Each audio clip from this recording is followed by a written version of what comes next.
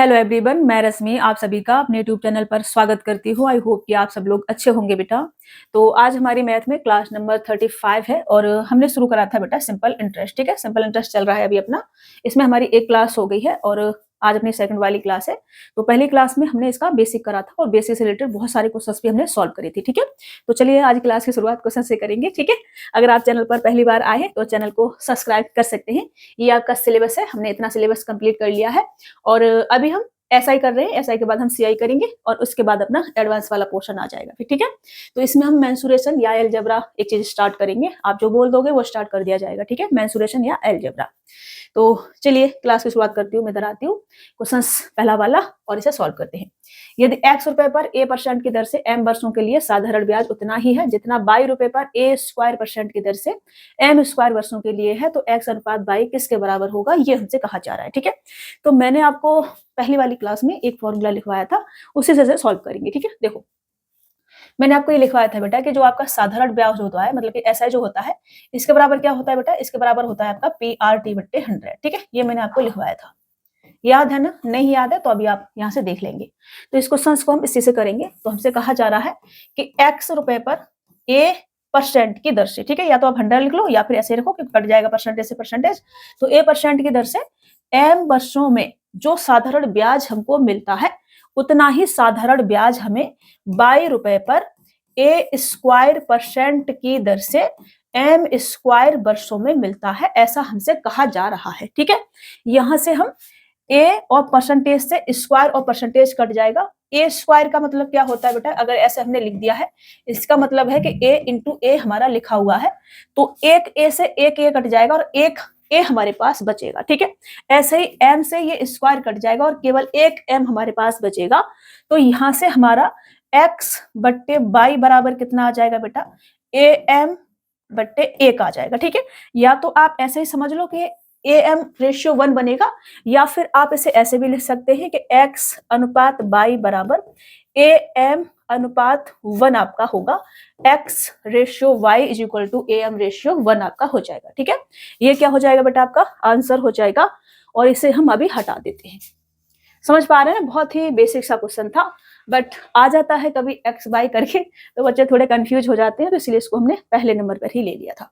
अभी धीरे धीरे आगे बढ़ेंगे, एकदम से आगे नहीं बढ़ेंगे, क्योंकि पिछली क्लास में हमने बेसिक ही करा है, तो बहुत धीरे धीरे आगे बढ़ेंगे। ठीक है, देखो कोई निश्चित राशि साधारण ब्याज पर निवेश की गई थी। 5 वर्ष के उपरांत प्राप्त होने वाला मिश्र धन 3 वर्ष में प्राप्त होने वाले मिश्र धन का 1/1/4 गुना था। तो ब्याज की प्रतिशत दर क्या थी, ये हमसे कहा जा रहा है। देखो बेटा, 1/1/4 का मतलब क्या होगा बेटा, क्या हो गया भाई, ऐसे क्यों हो रहा है, ऐसे मत हो भाई, क्वेश्चन आ जाओ, एक मिनट रुकना बेटा, है ना। जो आपका 1/1/4 गुना है, इसका मतलब क्या होता है, इसका मतलब है 5/4। ठीक है, 4 एकन 4 और 1 5/4।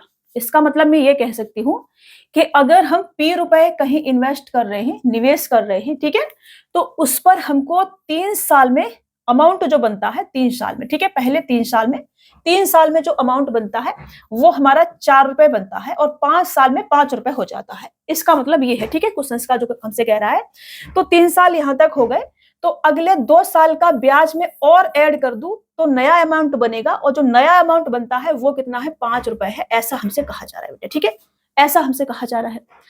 तो मैंने कहा कि ये हमारा रेशियो चल रहा है, 5/4 क्या है, रेशियो है, तो रेशियो गुणा भाग कर सकते हैं। तो मैंने यहाँ पे 0 0 लगा लिया, यहाँ 2 0 और यहाँ 2 0 लगा लिए, क्योंकि हमसे रेट ऑफ इंटरेस्ट पूछी है।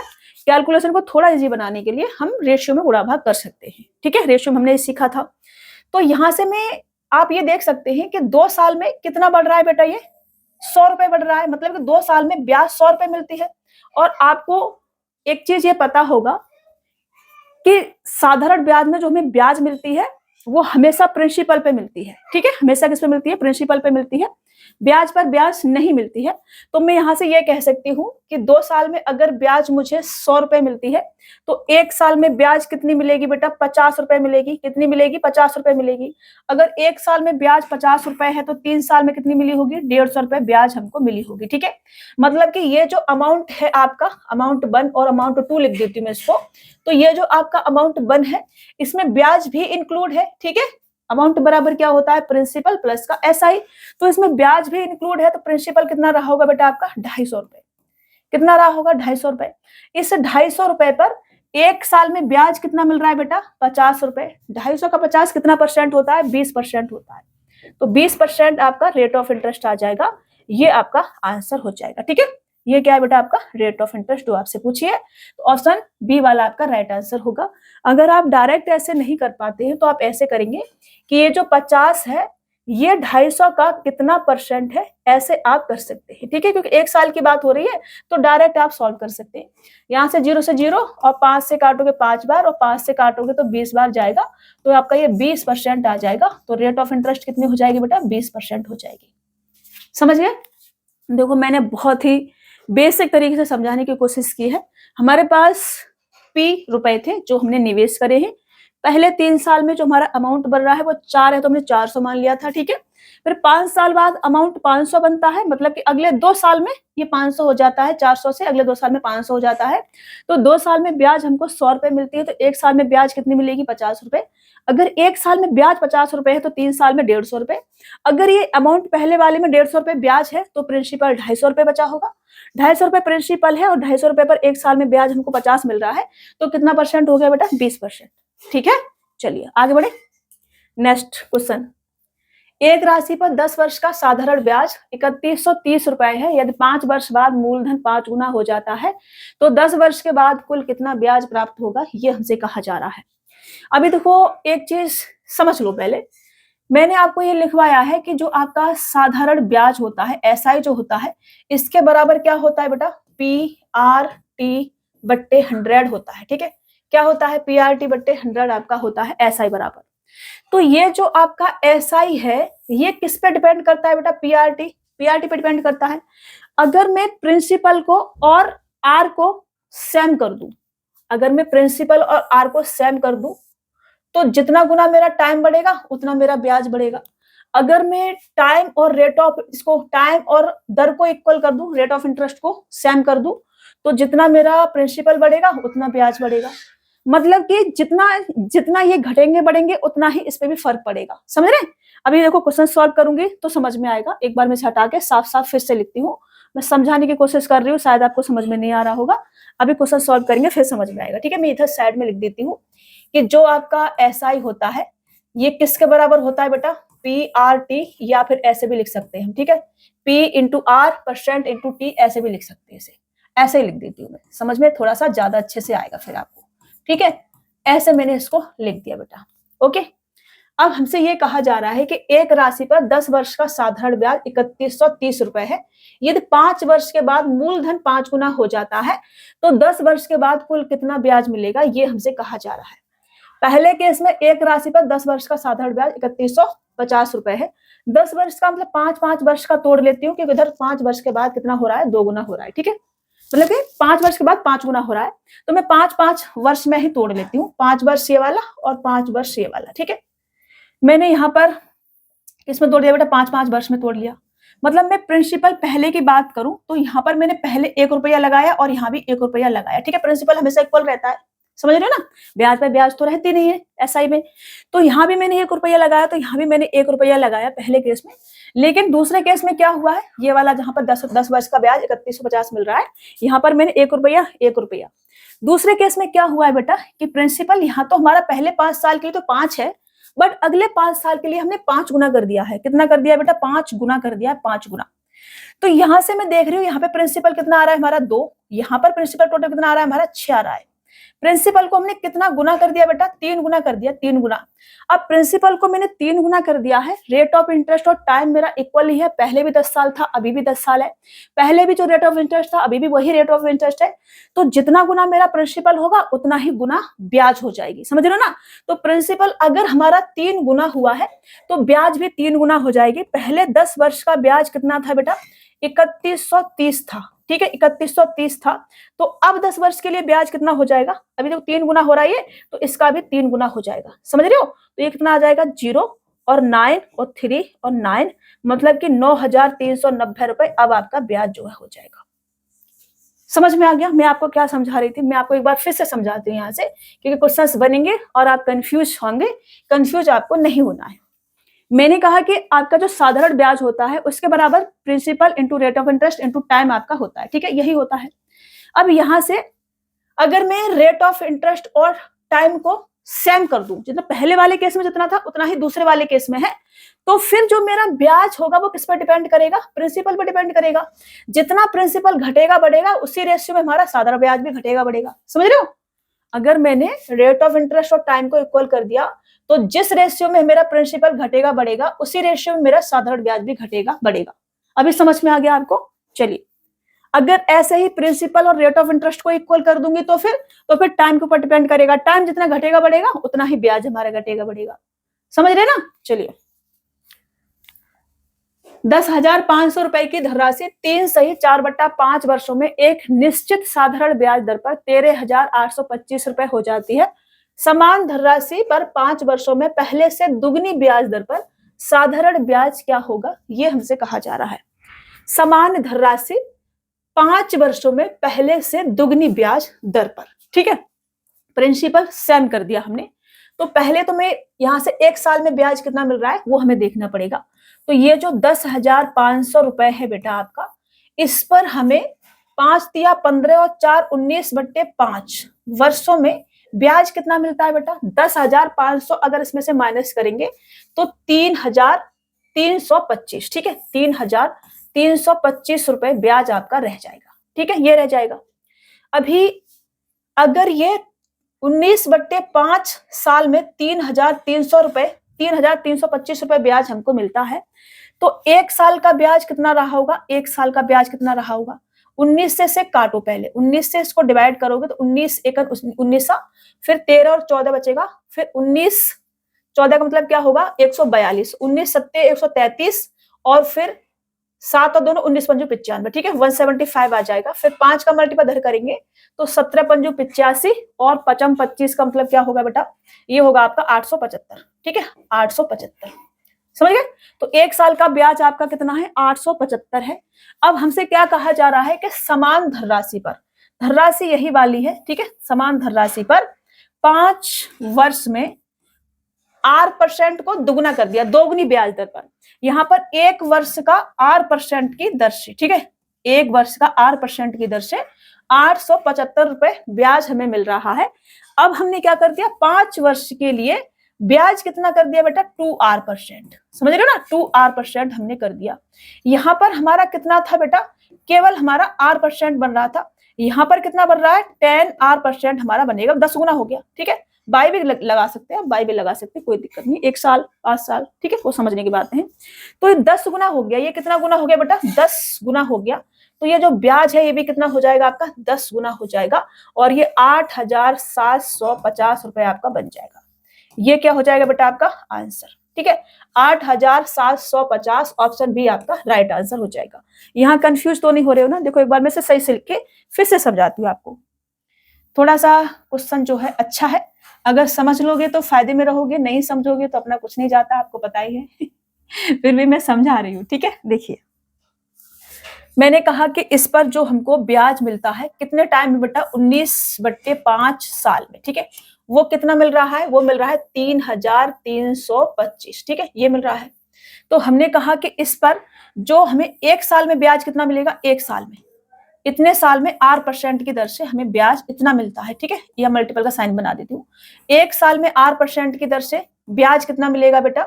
ये मिलेगा हमको, कितना मिल रहा था? 875 रुपए। कितना मिल रहा था? 875 रुपए मिल रहा था। तो मैंने कहा कि 1 साल में R% की दर से अगर 875 रुपए ब्याज मिलता है तो प्रिंसिपल तो हमारा अभी भी यही है, और हमसे ये कहा जा रहा है कि 5 साल में 2R% की दर से ब्याज को दुगना कर दिया, ठीक है, 2R% की दर से ब्याज कितना होगा? तो मैंने कहा कि ये कितना गुना हो गया बेटा? आप कहोगे 10 गुना हो गया। 5 दूनी 10, 10 गुना हो गया।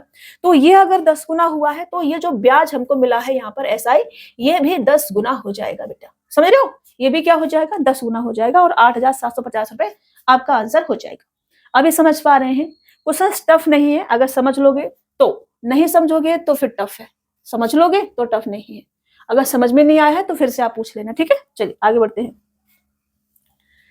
किसी धन पर 4 वर्ष के लिए लगा साधारण ब्याज मूलधन से 4400 रुपए कम है। यदि दर 6.66% हो तो मूलधन व साधारण ब्याज ज्ञात करें, ये हमसे कहा जा रहा है। तो ये जो आपका 0.66% है। इसकी वैल्यू क्या होती है बेटा, 1/15 होती है, बट इसका सही से लिख देती हूँ, ये होता है 6 सही 2/3%। 6 सही 2/3% और इसकी वैल्यू होती है 1/15 फ्रैक्शन वैल्यू। ठीक है, फ्रैक्शन वैल्यू। मैं यहां से यह कह सकती हूँ कि 15 रुपए अगर हमने निवेश करे तो 1 साल में 1 रुपया उस पर ब्याज मिलती है। ठीक है, यहां से हम क्या कह सकते हैं कि 15 रुपए अगर हम निवेश करते हैं तो इस पर हमको 1 साल में 8% की दर से ब्याज हमें 1 रुपया मिलती है। ठीक है, रेट ऑफ इंटरेस्ट सेम है तो लिखने की जरूरत नहीं, फिर भी मैं लिख दे रही हूँ। ठीक है, तो मैंने कहा 1 साल में अगर ये 1 रुपया ब्याज मिलती है तो 4 साल की हमारी बात हो रही है, 4 साल की, तो 4 साल में ब्याज कितना मिलेगा, 4 साल में 8% की दर से ब्याज कितना मिलेगा बेटा। अभी देखो ये 4 गुना हुआ है तो ये भी 4 गुना हो जाएगा, 4 रुपए ब्याज मिलेगा। यहाँ पर कितना मिलेगा, 4 रुपए। तो प्रिंसिपल हमारा 15 है और ब्याज हमको 4 मिल रहा है। कितना डिफरेंस है इन दोनों के बीच में, 11 का, 11 का। और हमसे कहा गया है कि किसी धन पर 4 वर्ष के लिए लगा साधारण ब्याज मूलधन से 4400 रुपए कम है। कितना कम है बेटा, 11। इस 11 की वैल्यू हमें 4400 रुपए दे रखी है। कितनी दे रखी है, 4400 रुपए। तो इस 15 की वैल्यू कितनी आ जाएगी, ये इसका 400 गुना है, 400 गुना करेंगे तो 15 चौका 60, मतलब कि 6000 रुपए आपका प्रिंसिपल आ जाएगा। और इसका करेंगे 400 गुना तो 4 चौक 1600 रुपए आपका साधारण ब्याज आ जाएगा और ये आपका आंसर हो जाएगा। ठीक है, 1600 रुपए और 6000 रुपए प्रिंसिपल और 1600 रुपए ब्याज, 6000 और 1600, ऑप्शन बी आपका राइट आंसर होगा। समझ पा रहे हैं? चलिए इसे नोट डाउन कीजिए, उसके बाद मैं नेक्स्ट क्वेश्चन लेती हूँ, इसे हटा देती हूँ। आई होप आपको ये समझ में आ रहा होगा। अगर समझ में नहीं आए तो आपको बोल रखा है, आप मेरे से पूछ लेंगे। ठीक है, देखिए श्याम ने 15,600 रुपए साधारण ब्याज की 10% वार्षिक दर वाले एक खाते में जमा कराए। ब्याज से हुई आय को वह प्रति दूसरे वर्ष के बाद मूलधन में मिला देता है। चौथे वर्ष के अंत में कुल कितना ब्याज प्राप्त होगा, ये हमसे कहा जा रहा है। देखो बेटा, ब्याज से हुई आय वह प्रति दूसरे वर्ष के बाद मूलधन में मिला देता है। मतलब 2 वर्ष के बाद जो ब्याज उसे मिलता है वो प्रिंसिपल में मिला करके नेक्स्ट ईयर के लिए लगा देता है, नेक्स्ट 2 इयर्स के लिए लगा देता है। इसका मतलब क्या हो गया कि हर 2 साल के बाद वो ब्याज पे भी ब्याज ले रहा है, मतलब कि आप इसको कंपाउंड इंटरेस्ट बोल सकते हैं। ठीक है, बट अभी हम साधारण ब्याज पढ़ रहे हैं तो उसी वाले तरीके से सॉल्व करेंगे। तो मैंने कहा कि अगर 15,000 रुपए लगाए जाते हैं, 15,600 रुपए लगाए जाते हैं 10% की दर से, तो पहले 2 वर्षों में ब्याज कितना मिलेगा बेटा, पहले 2 वर्षों में ब्याज मिलेगा इसको 10% की दर से, 2 वर्ष का ब्याज मतलब कि 20%। ठीक है, कितना मिलेगा बेटा, 20% ब्याज इसको मिलेगा पहले 2 वर्ष में। समझ रहे मेरी बात को? तो इसको 20%, इसका अगर हम 20% निकालेंगे तो इसका 20% कितना आ जाएगा बेटा, इसका 20% आएगा 15 दूनी 30 और 6 दूनी 12, 3120 रुपए। ठीक है, 3120 रुपए आपका ये आ जाएगा। अभी उसको ये 3120 रुपए मिला करके इसमें नेक्स्ट 2 इयर्स के लिए लगाता है वो। ठीक है, तो अगली बार जो प्रिंसिपल होगा इसे प्रिंसिपल 1 मान लो, फिर नेक्स्ट 2 ईयर के लिए प्रिंसिपल 2 आपका हो जाएगा। ठीक है, क्योंकि अब हमारा 15,600 रुपए नहीं होगा, वो इसको इसमें मिला करके अगले 2 साल के लिए लगाएगा। तो अंत में कुल ब्याज कितना मिलेगा ये हमसे कहा जा रहा है। अभी ब्याज कितना है हमारे पास, ये वाला है, इसको इसमें मिलाते हैं कितना आ जाएगा, 18,720। ठीक है, 18,720 रुपए। इस पर अब 10% की दर से अगले 2 साल के लिए ब्याज लगेगा, तो ब्याज कितना आ जाएगा, 20%। कितना मिलेगा बेटा, 20% कितना होगा इसका, 18 दूनी 36, चलो कर ही लेती हूँ इसका, 2 दूनी 4 और 7 दूनी 14, कैरी लेंगे आपका, एक आ जाएगा 8 दूनी 16 और 17 और 2 और 1 3। ठीक है, 3744 रुपए टोटल यहाँ पर ब्याज जो है मिलेगा। ठीक है, तो कुल ब्याज कितना हो गया, हमसे कुल ब्याज पूछा है, चौथे वर्ष के अंत में कुल ब्याज कितना होगा, तो दोनों ब्याज को क्या कर दो, ऐड कर दो। ऐड करोगे तो 4 और 6, 8 और 6, ये आपका 6,864 रुपए, 6,864, ऑप्शन डी क्या हो जाएगा आपका, राइट आंसर हो जाएगा। क्या हम इसे ऐसे ही कर सकते थे, नहीं, दूसरे तरीके से भी कर सकते हैं, पीआरटी लगा के भी कर सकते हैं। तो जैसे कि मैंने आपको लिखवाया है कि एसआई बराबर क्या होता है बेटा, पीआरटी बट्टे 100, ये हमने आपको लिखवाया है। ठीक है, यही लिखवाया है।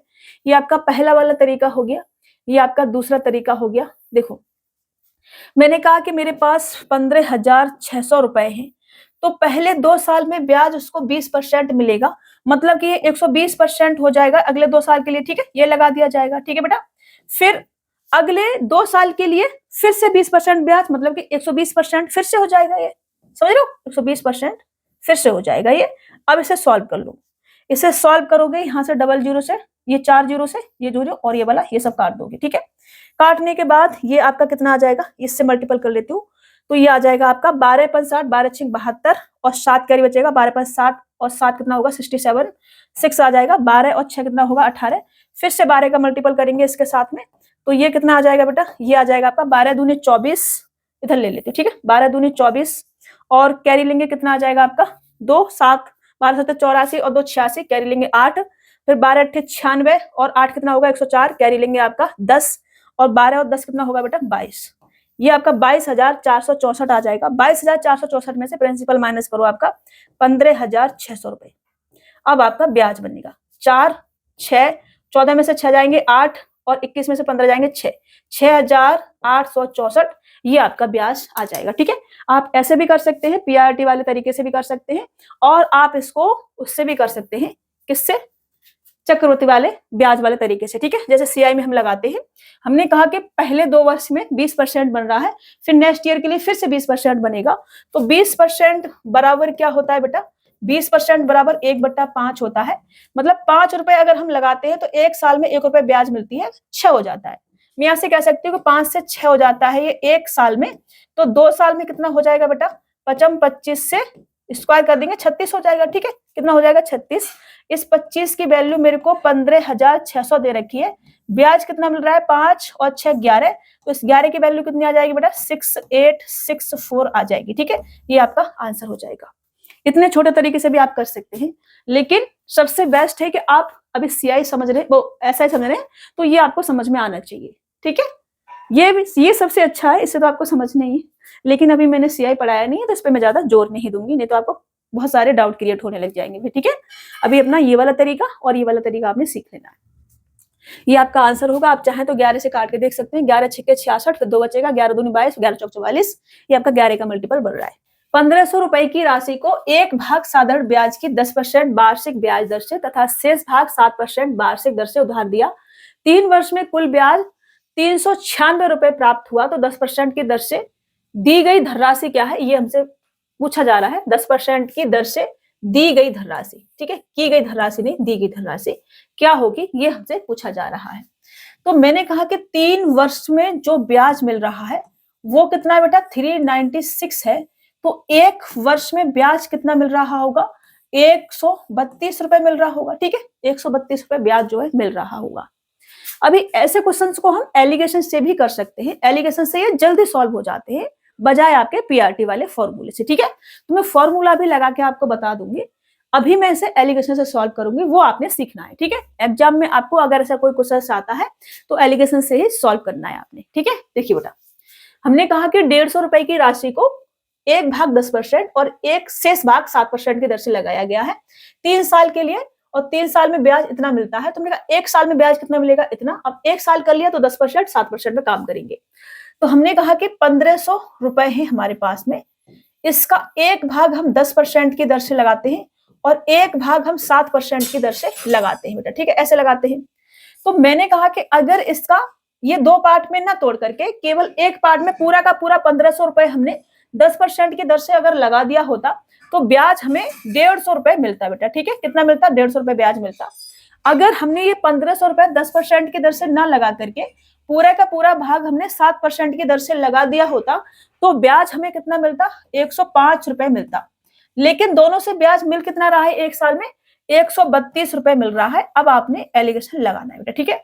जो हमारा एवरेज वैल्यू होती है वो हमें बीच में रखनी है, तो एवरेज वैल्यू हमारी 132 रुपए 1 साल का, ठीक है, दोनों का, तो 132 रुपए बीच में रखना है।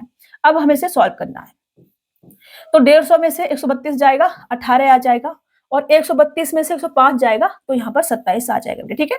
यहाँ से आप रेशियो लोगे और यहाँ आपको जो 2 पार्ट है उनका रेशियो मिलेगा कि पहले पार्ट पर हमें कितना लगाया है, दूसरे पार्ट पर कितना लगाया है, ठीक है।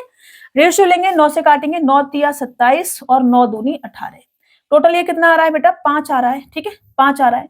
इस 5 की वैल्यू कितनी है बेटा 1500 है, कितना गुना है 300 गुना है, ठीक है, कितना गुना है 300 गुना है, 5 तिया 1500 होता है, तो ये 300 गुना है, तो ये भी 300 गुना होगा, ये कितना हो जाएगा आपका 900, और ये कितना हो जाएगा 3 दूनी 600।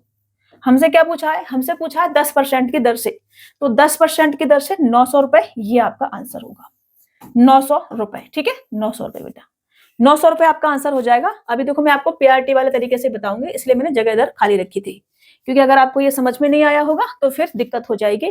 तो इधर मैं पीआरटी वाला तरीका लगाती हूँ। मैंने आपसे ये कहा था कि आपका जो साधारण ब्याज होता है एसआई, ये किसके बराबर होता है बेटा, पीआरटी बट्टे 100 के बराबर होता है। ठीक है, इसके बराबर होता है। तो मैं ये मान लेती हूँ कि 10% पे उसने x रुपए लगाए हैं। ठीक है, तो 7% पे कितने लगाए होंगे, 15,000 माइनस के x लगाए होंगे। ठीक है ना, कि 1500 रुपए जो हमने लगाए हैं, तो 1500 रुपए में से अगर मैं x माइनस कर देती हूँ, तो 1500 माइनस के x रुपए में मान लेती हूँ कि 7% की दर से हमने लगाए हैं, और x रुपए मैंने 10% की दर से लगाए हैं, x रुपए में 10% की दर से लगाए हैं 1 साल के लिए, और ब्याज मुझे कितना मिलता है, 132 रुपए मिलता है। मैं 1 साल का ब्याज ही लिख लेती हूँ, 3 मल्टीपल क्यों करना, मेरे को पता है कि 3 साल में इतना मिल रहा है तो 1 साल में इतना मिलेगा, तो 1 साल का ही मैंने कर लिया सब। ठीक है, अब मैं यहाँ से इसको सॉल्व करूंगी, तो 100 इधर चला जाएगा, एलसीएम लूंगी तो ये कितना आ जाएगा, माइनस का 7x प्लस का 10x का मतलब क्या होगा, प्लस के 3x मेरे पास इधर बचेगा, और बराबर कितना आ जाएगा, ये 13,200, और ये इधर जाके माइनस का हो जाएगा 15 सत्ते 105, मतलब कि 10,500। ठीक है, 10,500 रुपए इधर जाके माइनस का हो जाएगा आपका ये। अभी 13,200 में से 10,500 माइनस करेंगे, तो 11,000 से कितना ज्यादा है बेटा, ये 2200, और 500 कितना होगा, 2700। कितना आ जाएगा बेटा, ये 2700 आपका आ जाएगा। ठीक है, अभी 3x बराबर 2700 है, तो x बराबर कितना आ जाएगा बेटा, 3 निम्न 27 होता है 900 रुपए। ये आपका आंसर हो जाएगा, क्योंकि 10% की दर से हमने कितना लगाया है, x रुपए लगाया है बेटा। यही हमसे पूछा है कि 10% की दर से कितनी धनराशि जो है लगाई गई है, तो 900 रुपए ये आपका आंसर होगा। तो मैंने आपको पीआरटी से भी समझा दिया है, मैंने आपको एलिगेशन से भी समझा दिया है। आपकी मर्जी है कि या ये वाला सीखेंगे या फिर आप ये वाला सीखेंगे। ठीक है, चलो नेक्स्ट क्वेश्चन से लेते हैं। अजय ने दो साहूकारों से 1500 रुपए उधार लिए। वह एक ऋण के लिए 12% प्रतिवर्ष की दर से और दूसरे के लिए 14% प्रतिवर्ष की दर से ब्याज का भुगतान करता है। पूरे वर्ष के लिए वह कुल ब्याज का भुगतान 186 रुपए करता है। वह 12% की दर से कितना उधार लेता है, ये हमसे कहा जा रहा है। कितना धन उधार लेता है, ये हमसे कहा जा रहा है। ठीक है, तो हम सिर्फ एलिगेशन से करेंगे। अभी इसे पीआरटी लगा के मैंने आपको समझा दिया है, उससे आप प्रैक्टिस करेंगे बेटा। ठीक है, देखिए 12% की दर से एक पार्ट हमने 12% की दर से, पहले मैं यहाँ 1500 लिख लेती हूँ। इसका एक पार्ट हमने 12% की दर से और एक पार्ट हमने 14% की दर से लगाया है बेटा। ठीक है, अगर हम पूरा 1500 रुपए 12% की दर से लगाते तो हमें ब्याज मिलता 180 रुपए। अगर हम पूरा 1500 रुपए 14% की दर से लगाते तो ब्याज मिलता हमको 210 रुपए। ठीक है बेटा, ब्याज मिला कितना है हमें, पूरे वर्ष के लिए कुल ब्याज 186 रुपए मिलता है। तो 186 रुपए 1 साल की बात हो रही है, तो कुछ भी काटने वाटने की जरूरत नहीं पड़ी हमें। तो अभी हम इसमें एलिगेशन लगाएंगे। 210 में से 186 रुपए जाएगा तो 14 और 10 कितना हो जाएगा, 24 यहाँ पे आ जाएगा। रेशियो लेंगे, इसमें से ये जाएगा तो 6 आपका, इसमें से ये जाएगा 6 बचेगा। अभी यहाँ से 6 एकन 6 और 6 चौक 24, 4 1 का रेशियो आपका बनेगा। इसको मैं इधर लिखती हूँ, कितना आ जाएगा 5, और इस 5 की वैल्यू 1500 रुपए है। कितना गुना है बेटा इसका, 300 गुना है। 300 गुना 300 गुना है तो 12% की दर से, 12% की दर से 4 वाला रेशियो है। 300 गुना करेंगे 4 तिया 1200 रुपए आपका आंसर हो जाएगा। 1200 रुपए 12% की दर से लगाए गए होंगे। ऑप्शन ए वाला आपका राइट आंसर होगा बेटा। ठीक है, समझ पा रहे मेरी बात को। यहाँ पर 1200 रुपए और यहाँ पर आपका 300 रुपए केवल लगाया गया होगा, लेकिन हमसे 12% वाला पूछा था। इसको मैं कलर का, पेन का कलर चेंज करके लिख देती हूँ, फिर आपको ज्यादा अच्छे से समझ में आएंगी चीजें। देखिए बेटा, मेरे को एक एक चीज समझानी रहती है ना, मेरे को लगता है कि अगर आपको समझ में नहीं आया तो फिर वो गड़बड़ हो जाएगी, फिर पढ़ाने का कोई फायदा नहीं रहेगा। तो 1200 रुपए 12% की दर से, ऑप्शन ए आपका राइट आंसर होगा। चलिए आगे बढ़े। रुपए 17,200 की राशि साधारण ब्याज पर 2 भागों में 2 वर्ष के लिए 8% वार्षिक और 10% वार्षिक दर पर उधार दी जाती है। यदि 2 वर्ष के बाद प्राप्त कुल ब्याज 3,008 है तो 8% वार्षिक दर पर उधार दी गई राशि कितनी है, ये हमसे कहा जा रहा है। 8% वाली हमसे पूछिए बेटा अभी। ठीक है, अभी देखो 2 वर्ष में मेरे को इतना ब्याज मिलता है 3,008 रुपए। अगर 2 वर्ष में ब्याज मुझे 3,008 मिलता है, तो एक वर्ष में ब्याज कितना मिलेगा बेटा? 1504 रुपए मिलेगा। ठीक है, कितना मिलेगा? 1504 मिलेगा। तो मैंने कहा कि 17,200 रुपए हमने लगाए हैं। इसका एक पार्ट हम 8% पर लगाते हैं और एक पार्ट हम 10% पर लगाते हैं। अगर हमने पूरा का पूरा 8% पर लगाया होता तो हमें ब्याज कितना मिलता है बेटा? हमें ब्याज मिलता 8 दूनी 16 और 8 7 56 और 1 57 और 8 5 13 1376 मिलता। अगर हमने पूरा 10% पर लगाया होता तो ब्याज हमें 1720 रुपए मिलता बेटा। ठीक है, लेकिन दोनों से ब्याज हमें कितना मिल रहा है एक साल में? 1504 रुपए। 1504 रुपए हमें ब्याज मिल रहा है। अब हम इसमें एलिगेशन लगा देंगे। ठीक है, अब 1720 में से ये जाएगा तो कितना आ जाएगा बेटा? ये आपका 6 आ जाएगा और 1 आ जाएगा और फिर आपका 216 रुपए ये आ जाएगा। ठीक है, इसमें से इसे माइनस करेंगे तो 4 और 4 8 आ जाएगा, 9 में 7 जाएंगे 2 आ जाएगा, 14 में से 13 जाएंगे 128 ये आ जाएगा। फिर किससे काट सकते हैं हम इसको? 6 से काट सकते हैं ना? नहीं काट सकते। 16 से काट सकते हैं। 16 से काट सकते हैं क्या? 16 से काट सकते हैं क्या? 16 एकम 16 नहीं कटेगा, 16 से नहीं कटेगा। किससे काट सकते हैं रे बाबा? 4 से काटते हैं। चलो 4 पन्ना 20 और 4 चौक 16, फिर 4 तिया 12 और 4 दूनी 8, फिर इसे 27। हाँ ठीक है, 4 दूनी 8 से कट सकता था, दोनों 8 से कट सकता था, तो ये आपका 27 बनेगा और ये आपका 16 बनेगा। ठीक है, ये 27 और 16 का रेशियो आ गया। अभी मेरे पास इन दोनों को मैं ऐड करूंगी तो कितना आ जाएगा बेटा? ये 30 और 13 43 आ जाएगा, 43। ठीक है, 43 की वैल्यू मेरे को ये दे रखी है। कितना गुना है बेटा इसका? ये 4 चौक 16 और 3 चौक 12, 400 गुना है। 400 गुना हमसे क्या पूछा है? हमसे पूछा है 8% की दर पर वहां दी गई धनराशि, तो 8% की दर पर 27 वाला रेशियो बन रहा है। तो 4 गुना करेंगे तो 27 चौका 108 होता है और 2 जीरो और लगाएंगे तो 10,800 ये आपका आंसर जो है हो जाएगा। ठीक है, 10,800 ऑप्शन बी क्या होगा आपका? राइट आंसर हो जाएगा। समझ में आ रहा है ना आपको? अगर कोई भी क्वेश्चन आपको समझ में नहीं आए, आपने क्या करना है? हमसे पूछ लेना है बेटा। ठीक है, चलो आगे बढ़े, नेक्स्ट क्वेश्चन ले लें। देखो,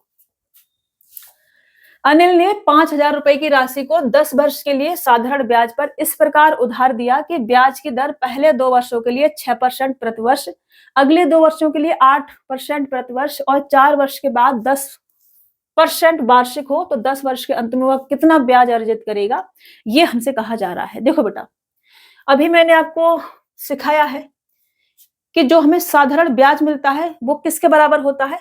जो हमारा एसआई होता है, एसआई। ठीक है, अगर हम प्रिंसिपल को 100 मान लेते हैं तो एसआई हमारा क्या बचता है?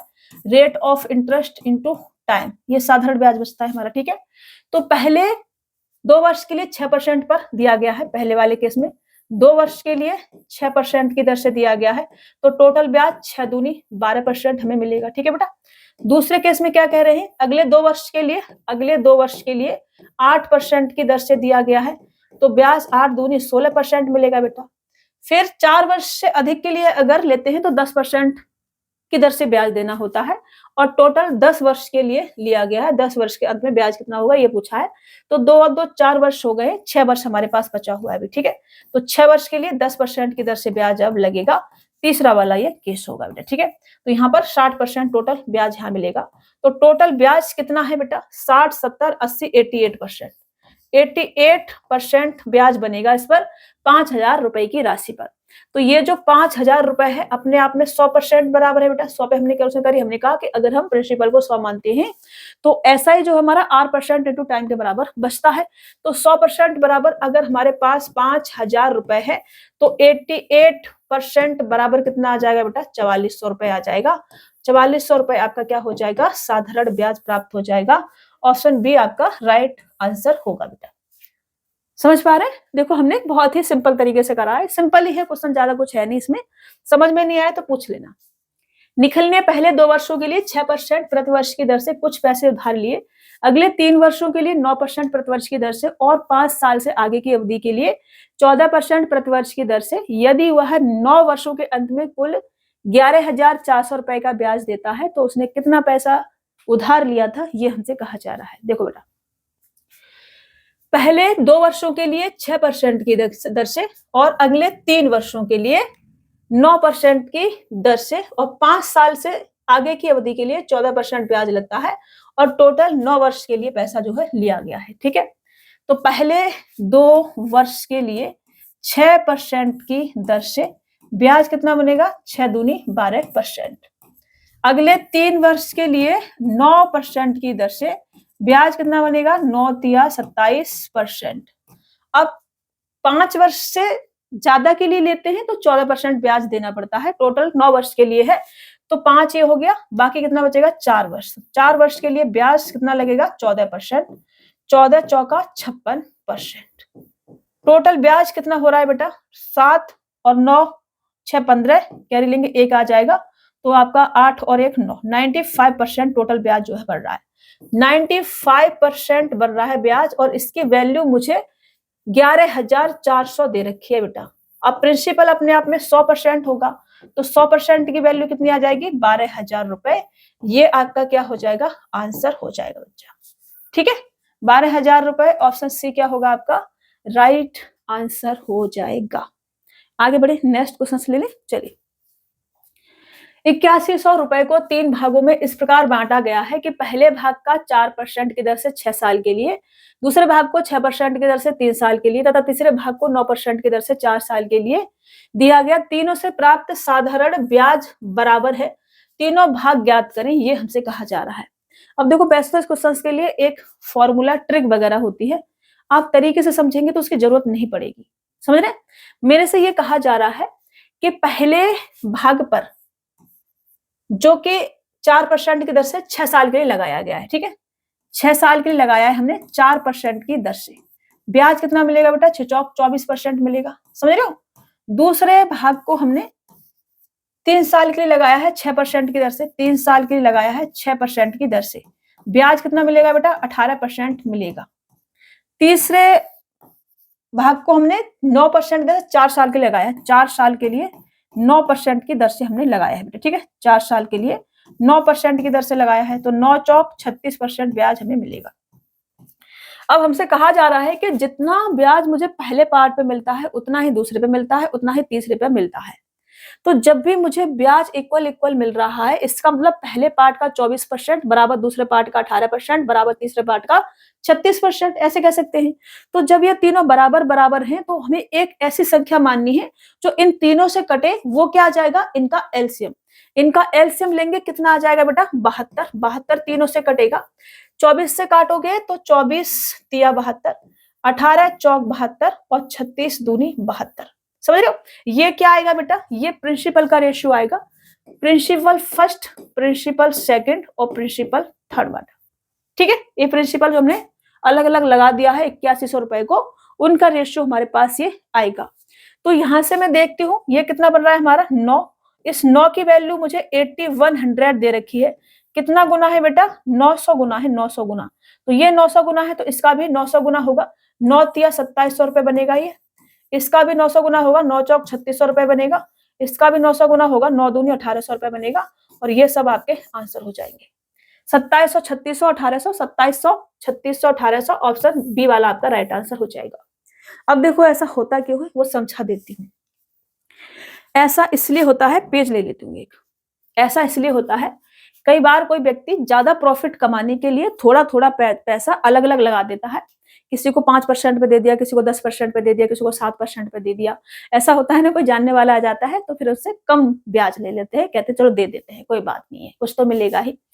तो इसलिए ऐसा होता है कि कोई प्रिंसिपल है हमारे पास में और उसको हम डिफरेंट तोड़ के थोड़ा थोड़ा बांट के दूसरी जगह लगा देते हैं। मान लो कि हमने 3 पार्ट में लगा दिया, 4 पार्ट में भी लगा सकते हैं, कितने पार्ट में भी लगा सकते हैं। ठीक है, तो अभी मैं 3 पार्ट में मान लेती हूँ। मैंने यहाँ पर P1 मान लिया, यहाँ मैंने P2 मान लिया और यहाँ मैंने P3 मान लिया। ठीक है, मैंने P1 को लगाया, मैंने P1 को लगाया R1 की रेट ऑफ इंटरेस्ट है बाय 1 ईयर के लिए। मैंने P2 को लगाया R2 रेट ऑफ इंटरेस्ट से बाय 2 ईयर के लिए। ठीक है, मैंने P3 को लगाया R3 रेट ऑफ इंटरेस्ट से बाय 3 ईयर के लिए। ठीक है, ये मैंने लगाया। अभी जो हमको ब्याज मिलता है, जो हमें ब्याज मिलता है, ब्याज वो क्या होता है बेटा, वो होता है PRT बट्टे 100, यही होता है बेटा। ठीक है, PRT बट्टे 100, ये मेरे को ब्याज मिलता है। तो मेरे से यह कहा जा रहा है कि पहले भाग पर जो ब्याज मिल रहा है उतना ही दूसरे भाग पर मिल रहा है, उतना ही तीसरे भाग पर मेरे को ब्याज जो है मिल रहा है, ऐसा मेरे से कहा जा रहा है।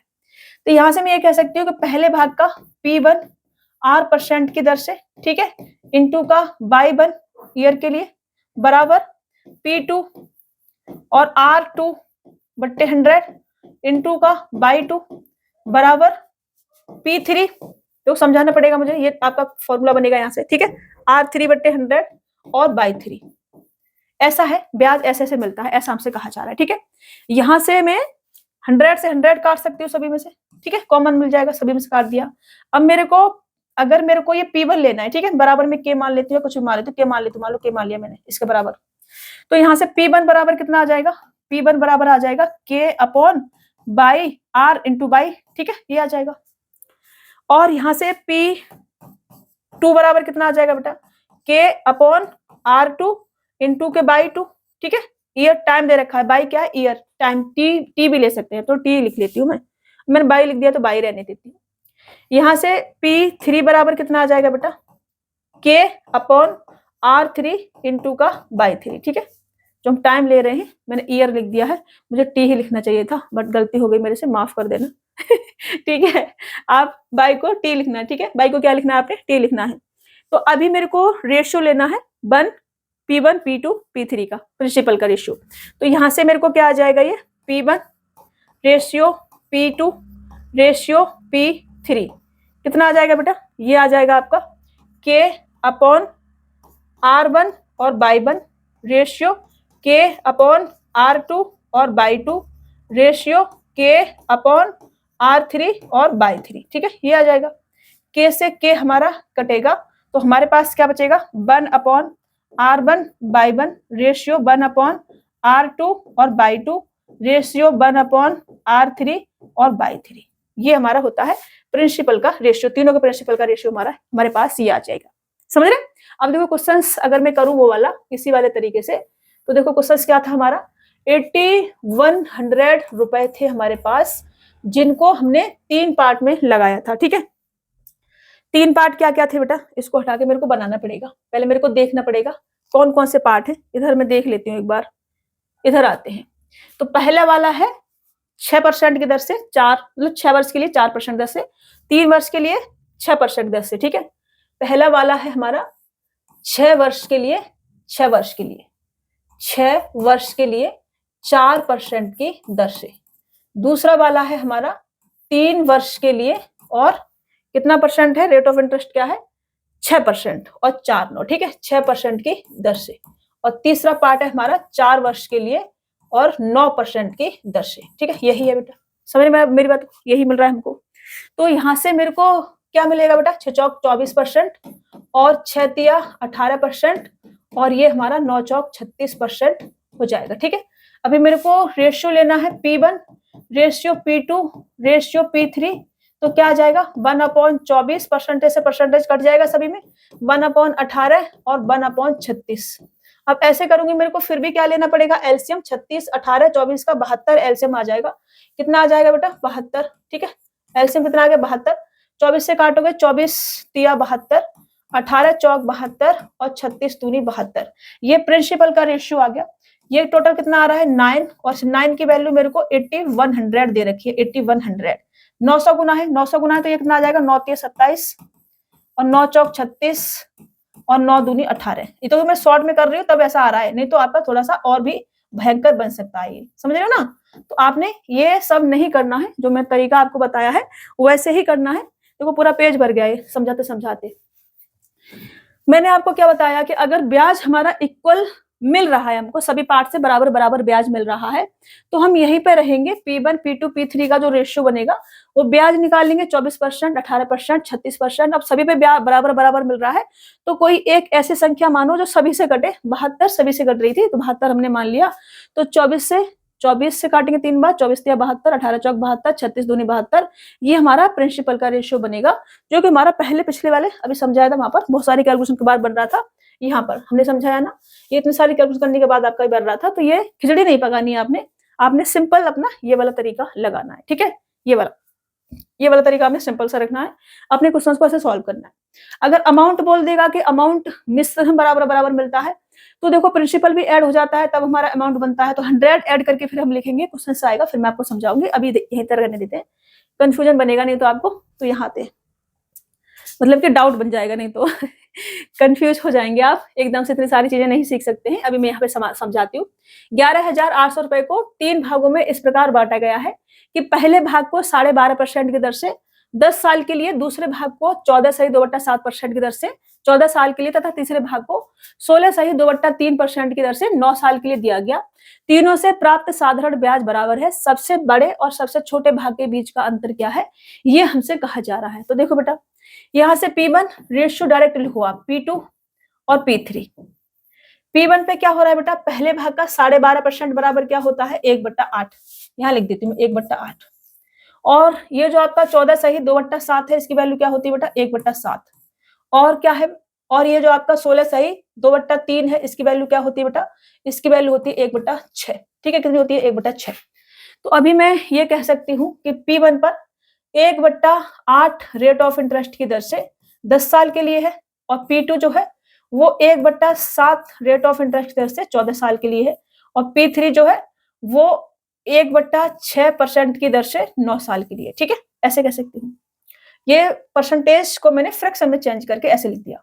इसे सॉल्व करेंगे तो ये कितना आ जाएगा, ये आ जाएगा हमारे पास 5/4, और ये कितना आ जाएगा 2, और ये कितना आ जाएगा 3/2। अभी देखो सभी से बराबर बराबर ब्याज मिल रहा है मेरे को, तो मेरे को एक ऐसी संख्या माननी है जो इन तीनों से कटे। इन तीनों से कटने वाली संख्या क्या होगी बेटा, 5 दूनी 10 या 30 होगी, जो सभी से कटेगी। एलसीएम इनका 30 आ जाएगा। ठीक है, एलसीएम ले लेना है। इससे काटोगे तो 5 छिक्के 30 और 6 चौक 24। इससे काटोगे तो 15 बच जाएगा। इससे काटोगे तो 3 ढाई और 10 का मल्टीपल करेंगे 20। ठीक है, ये आ जाएगा। ये हमारे पास प्रिंसिपल 1, प्रिंसिपल 2, प्रिंसिपल 3 का रेशियो आ गया। इन तीनों को अगर मैं ऐड करती हूँ तो 20, 30 और 50 59 की वैल्यू मुझे 11,800 दे रखी है। 11,800 कितना गुना है बेटा इसका, तो आप कहेंगे कि 200 गुना है। 200 गुना, ये 200 गुना है। तो इसका हमसे क्या पूछा है, सबसे बड़े और सबसे छोटे भाग के बीच का अंतर। सबसे बड़ा और सबसे छोटा भाग का बीच का अंतर कितना है बेटा, 9 का है, 9 का। तो इसकी वैल्यू अगर ये है तो 9 की वैल्यू कितनी आ जाएगी बेटा, 9 दूनी 1800 रुपए आ जाएगी। ये आपका आंसर हो जाएगा 1800 रुपए। ऑप्शन सी क्या होगा, राइट आंसर आपका हो जाएगा। अगर 59 की वैल्यू आपकी 11,800 है, मतलब कि 200 गुना है, तो 9 का भी कितना होगा, 200 गुना हो जाएगा। ठीक है, समझ रहे मेरी बात को। चलो आगे बढ़ते हैं, हट जाओ भाई।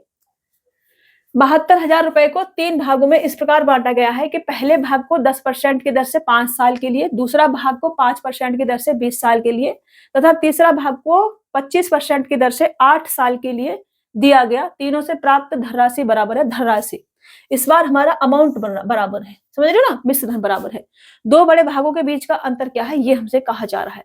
तो अमाउंट बराबर है तब भी कोई दिक्कत नहीं, वैसे ही लगाएंगे। बस प्रिंसिपल हमारा 100% होता है तो उसे ऐड करेंगे। हमने आपको क्या लिखवाया है, यहाँ लिखवाती हूँ। मैंने आपको ये लिखवाया है कि अमाउंट जो होता है, अमाउंट बराबर क्या होता है बेटा, अमाउंट बराबर होता है जो आपका प्रिंसिपल होता है। प्रिंसिपल में आप ब्याज को ऐड कर दे, एसआई को ऐड कर दे, तो आपके पास अमाउंट बनता है। प्रिंसिपल को अगर मैं 100 मानती हूँ तो 100 पर जो भी ब्याज मिलेगा उसे मैं ऐड करके लिखूंगी। ठीक है, जैसे कि मैंने 3 भागों में तोड़ा है, इसको 3 भागों में बांटा है। तो प्रिंसिपल फर्स्ट वाला, प्रिंसिपल सेकंड वाला और प्रिंसिपल थर्ड वाला। ठीक है, ये मैंने ले लिया। अब क्या कह रहे हैं, अब मेरे से कह रहे हैं कि पहले भाग को 10% की दर से 5 साल के लिए, तो प्रिंसिपल अपना 100% होगा यहाँ पर, समझ रहे ना, प्लस का 100% में लिख सकते हैं। ठीक है, यहाँ से 100% होगा, प्लस का ब्याज कितना होगा 10% की दर से 5 साल के लिए, तो 10 × 5, समझ रहे हो। परसेंट भी लिख देती हूँ, चलो लिख लो चाहे ना लिख लो, कोई दिक्कत नहीं, बट लिख देती हूँ, आपको कोई डाउट ना रहे इसके लिए लिख देती हूँ। ठीक है, 5 साल के लिए। यहाँ पर 100% प्रिंसिपल प्लस का 5% की दर से 20 साल के लिए, तो 20 × 100 या फिर 5% × का 20। यहाँ पर प्रिंसिपल 100% ऐड होगा क्योंकि मिश्रण बराबर है, प्लस का 25% की दर से 8 वर्ष के लिए, तो 25% की दर से 8 वर्ष के लिए। अब इसे लिख लो आप बेटा, ऐड करके लिखोगे तो 50 मतलब ये 150 बनेगा, 150, और ये आपका 100 और 100 200 बनेगा, 25 और 20 × 100 100 200, 25 8 200 और 100 300 बनेगा। ठीक है, 300 परसेंटेज भी लगा सकते हो, परसेंटेज कट जाएगा, कोई उसका वो मान नहीं है, ठीक है, मतलब मैटर नहीं करता, परसेंटेज सबसे कट जाएगा, बराबर बराबर है, फिर भी लगा रहने देते हैं। अब हमें क्या करना है, सभी से मिश्रण बराबर बराबर है, तो इनसे कटने वाली एक संख्या मान लेनी है, वो क्या होगा, इनका एलसीएम। एलसीएम लेंगे, कितना आ जाएगा, 600। 600 सभी से कटेगा, ठीक है। 150 से काटोगे तो 15 चौका 60 होता है, 0 0 काट दिया। इससे काटोगे कितने बार जाएगा, ये 3 बार जाएगा। इससे काटोगे तो 2 बार जाएगा। ये हमारा प्रिंसिपल 1, प्रिंसिपल 2, प्रिंसिपल 3 का रेशियो आ गया।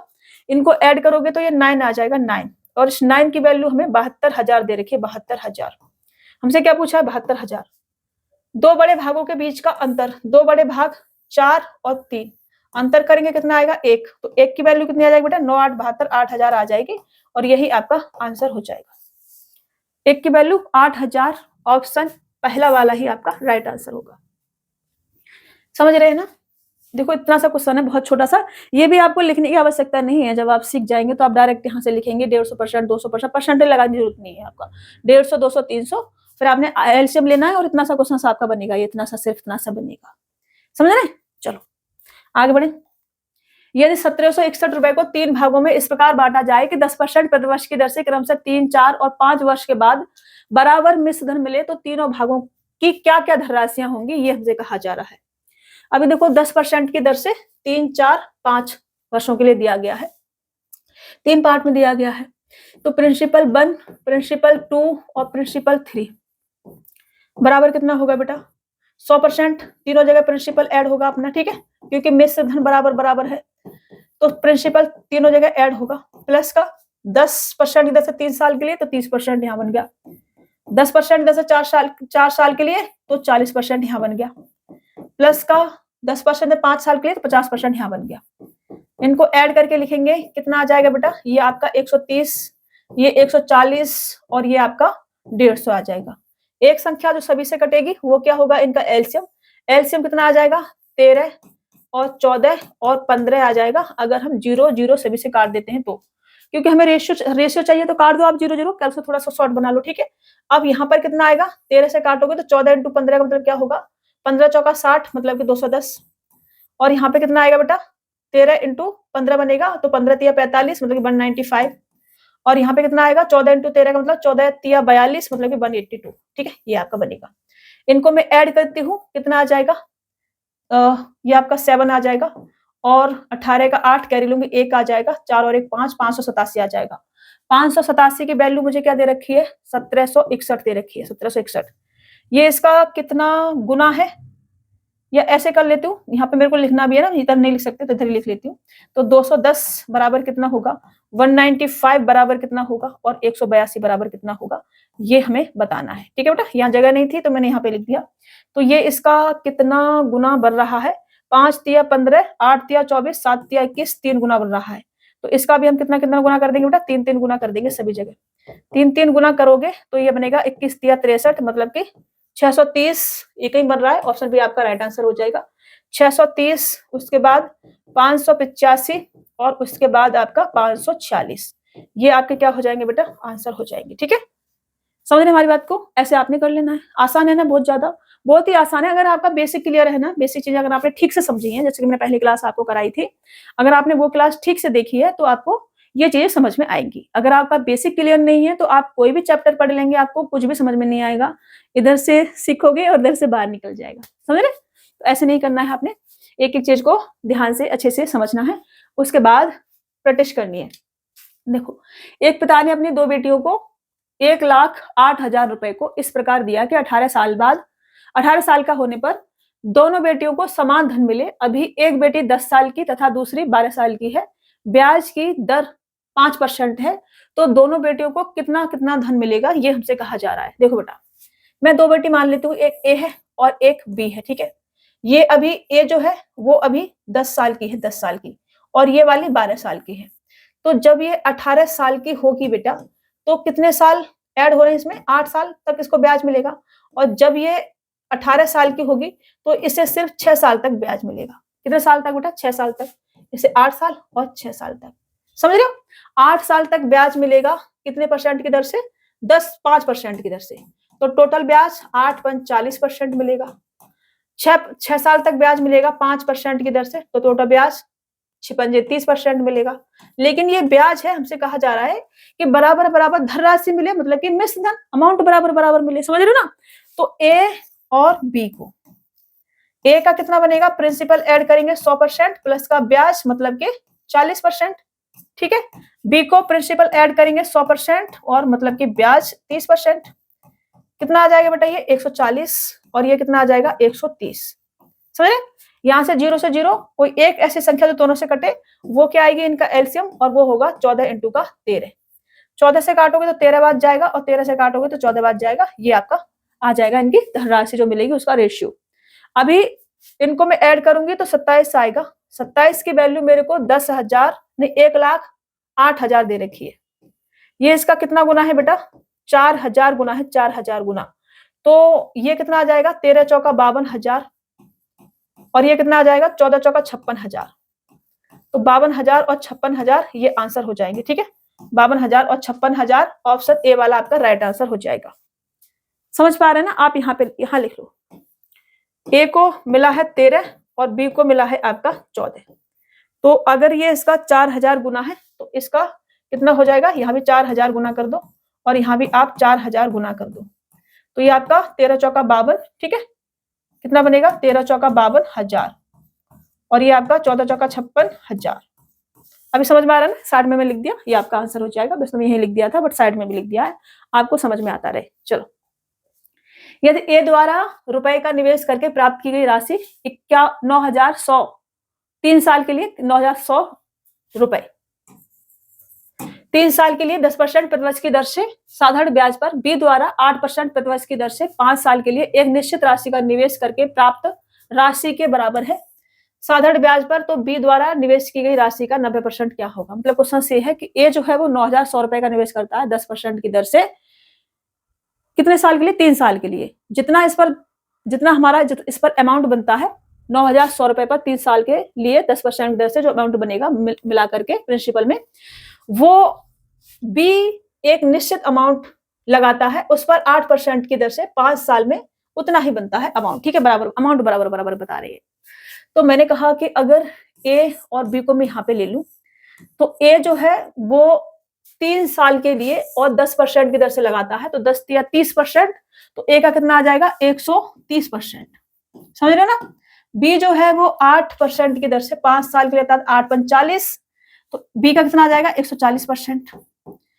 एलसीएम ले लूंगी तो ये आपका 0 से परसेंटेज 0 से 0 उड़ाओ, कितना आ जाएगा 13 और 14 एलसीएम। इससे काटोगे तो 14 और इससे काटोगे तो 13, समझ रहे, ये आपका आ जाएगा। यहां से मेरे से कहा जा रहा है कि बी द्वारा निवेश की गई राशि का 90% कितना होगा।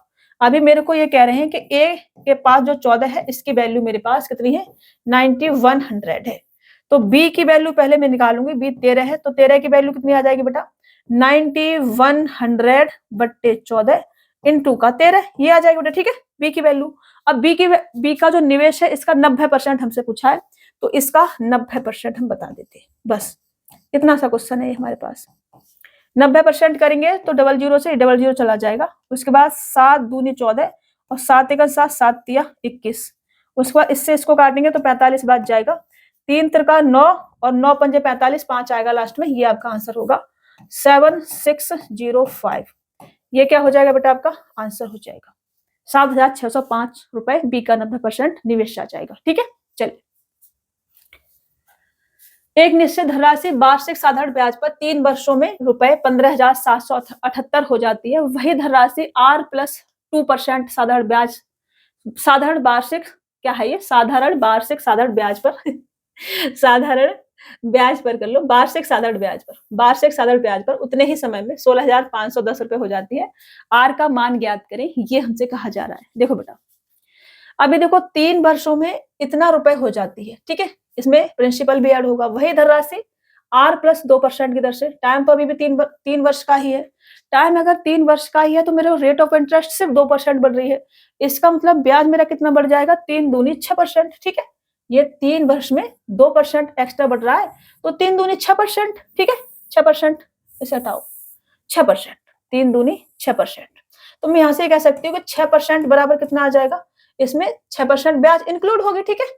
इसमें क्या होगा, 6% ब्याज इंक्लूड होगी, तो 6% बराबर 16,510 माइनस का 15,748। ठीक है, अब सॉल्व करते हैं इसको, कितना आ जाएगा, ये आ जाएगा आपका 2, और आपका यहाँ पे 10 में से 4 जाएगा तो 6, और फिर आपका 14 में 7 जाएगा तो 7, और फिर आपका 15 में से 15 जाएगा, कुछ नहीं, 762 आ जाएगा।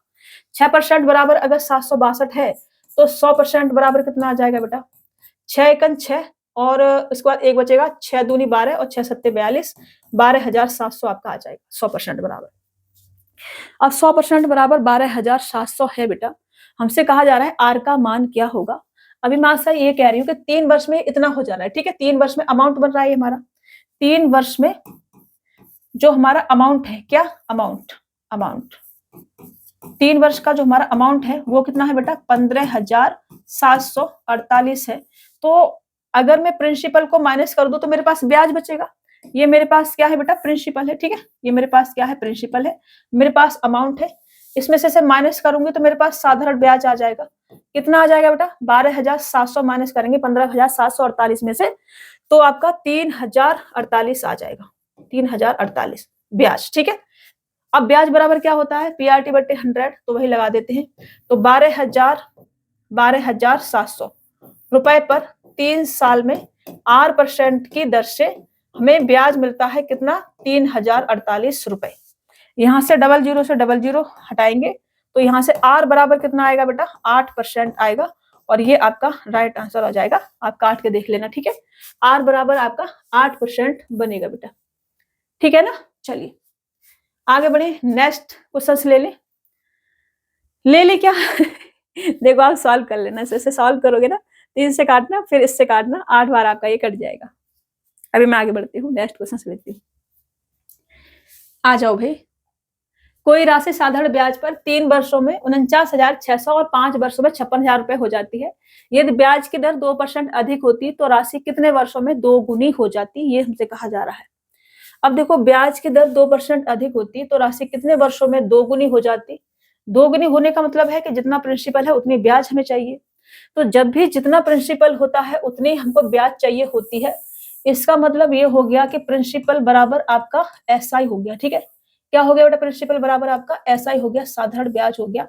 तो जब भी आपका प्रिंसिपल बराबर साधारण ब्याज होता है तब क्या होता है बेटा, तब जो आपका रेट ऑफ इंटरेस्ट और टाइम होता है वो दोनों एक दूसरे के इनवर्सली प्रोपोर्शनल हो जाते हैं, समझ रहे ना, इनवर्सली प्रोपोर्शनल हो जाते हैं रेट ऑफ इंटरेस्ट और टाइम। ठीक है, तो यहां से मैं पहले निकालती हूं इसका कि 3 वर्ष में अगर ये इतना हो रहा है, 3 वर्ष में कितना हो जाता है, 49,600 हो जाता है, और 5 वर्ष में कितना हो जाता है, 56,000 हो जाता है। तो हमने कहा कि 2 वर्ष में कितना हो जाएगा, 2 वर्ष में ब्याज ऐड हो रही होगी, समझ रहे हो ना, क्योंकि प्रिंसिपल तो सेम ही रहता है हर साल साधारण ब्याज में, तो यहाँ सिर्फ ब्याज बढ़ रही होगी। तो ब्याज कितनी बढ़ रही है बेटा, ब्याज बढ़ रही है 6,400, ठीक है ना। अब 49,650 बनाने के लिए 400 और 6,400, 6,400, तो 1 साल में कितना बनेगा बेटा, 3,200 रुपए। अभी 1 साल में 3,200 है तो ये 3 साल की बात हो रही है, 3 साल का ब्याज इंक्लूड है यहाँ पर, तो 3 साल में कितना बनेगा बेटा, 9,600। अब इसमें प्रिंसिपल और एसआई दोनों ऐड है, तो प्रिंसिपल बराबर कितना आ जाएगा बेटा, 40,000, ठीक है, क्योंकि 3 साल का ब्याज ये है, तो मैं यहाँ से ऐसे भी लिख सकती हूँ कि प्रिंसिपल बराबर कितना आ जाएगा, 40,000 आपका आ जाएगा, क्योंकि 3 साल का ब्याज ये हमारा एसआई ये वाला आ रहा है, ठीक है ना, समझ पा रहे मेरी बात को। अभी मेरे पास प्रिंसिपल पता है मुझे कितना है बेटा, 40,000 रुपए, मुझे ये पता है कि प्रिंसिपल हमारा 40,000 रुपए है, और मुझे ये भी पता है कि 1 साल का ब्याज 3,200 रुपए है, और मुझे ये भी पता है कि एसआई जो है वो 1 साल का कितना है बेटा, 3,200 रुपए है, 3,200। तो ये 40,000 का कितना परसेंट है बेटा, 8% है, 8%, कितना है, 8% है। लेकिन मेरे से ये कहा जा रहा है कि कितने समय में दोगुनी हो जाएगी, तो मैंने अभी समझाया कि जब भी प्रिंसिपल बराबर एसआई होता है तो रेट ऑफ इंटरेस्ट अगर दे रखा है तो इसका उल्टा टाइम हो जाता है। तो मेरे पास रेट ऑफ इंटरेस्ट कितना है बेटा, मेरे पास रेट ऑफ इंटरेस्ट है 4 8 32 8%, ठीक है ना, 8%, ठीक है, कितनी है 8%, 8% बराबर क्या होगा, 2/25, गलत कर रही हूँ मैं, कुछ गलती हो रही है मेरे से, 1 साल का 3200, ठीक तो है। तो ये हमारा अच्छा 2% बढ़ा दी जाती है, 2% बढ़ा दी जाती है, 2% बढ़ा दी जाती है उसके बाद। तो 2% अगर मैं इसमें ऐड कर दूंगी तो मेरे पास 10% रेट ऑफ इंटरेस्ट बनेगा बेटा, ठीक है। कितना बनेगा? 10%। न्यू वाला रेट ऑफ इंटरेस्ट 10% आ जाएगा। अब प्रिंसिपल बराबर साधारण ब्याज मुझे चाहिए, तो अगर मेरा रेट ऑफ इंटरेस्ट 10% बराबर 1/10 होता है, ठीक है। रेट ऑफ इंटरेस्ट मेरा कितना है बेटा? 1/10 है, तो जो टाइम होगा वो कितना हो जाएगा? 10/1 हो जाएगा, क्योंकि दोनों एक दूसरे के इनवर्सली प्रोपोर्शनल होते हैं। तो टाइम कितना आ जाएगा बेटा? 10 साल का, और ये आपका आंसर हो जाएगा 10 साल। ऑप्शन पहला वाला आपका राइट आंसर होगा, ठीक है। चलिए आगे बढ़े, नेक्स्ट क्वेश्चन ले ली। 19,400 रुपए को 2 भागों में बांटा गया। पहले भाग को 5 साल के लिए 8% वार्षिक दर पर तथा दूसरे भाग को 9 साल के लिए 4% वार्षिक दर पर दिया गया। ये दोनों से प्राप्त साधारण ब्याज का अनुपात 3:7 है, तो दूसरा भाग की राशि क्या है, ये हमसे कहा जा रहा है। देखो बेटा, पहले भाग को 5 साल के लिए 8% वार्षिक दर पर, पहले भाग का 5 साल के लिए 8% वार्षिक ब्याज दर पर जो हमें ब्याज मिलता है, वो दूसरे भाग पर, मतलब सेकंड वाला भाग मान लेती हूँ, उस पर 9 साल में 4% की दर से जो ब्याज मिलता है, इन दोनों से जो ब्याज मिलता है उसका अनुपात 3:7 है, ऐसा हमसे कहा गया है। इसे सॉल्व करेंगे बेटा तो ये आपका 8 40% और 9 चौक 36% बनेगा। तो ये आपका 10 और 9 का रेशियो आ जाएगा, ठीक है। 8 40, 4 से काटोगे 10 बार, 9 चौक 36, 4 से काटोगे 9 बार, ये 9 इधर जाएगा, 10 इधर आएगा। तो ये जो आपका फर्स्ट वाला पार्ट है अपॉन सेकंड वाला पार्ट, ये 9 तिया 27/70 का रेशियो आ जाएगा बेटा, ठीक है।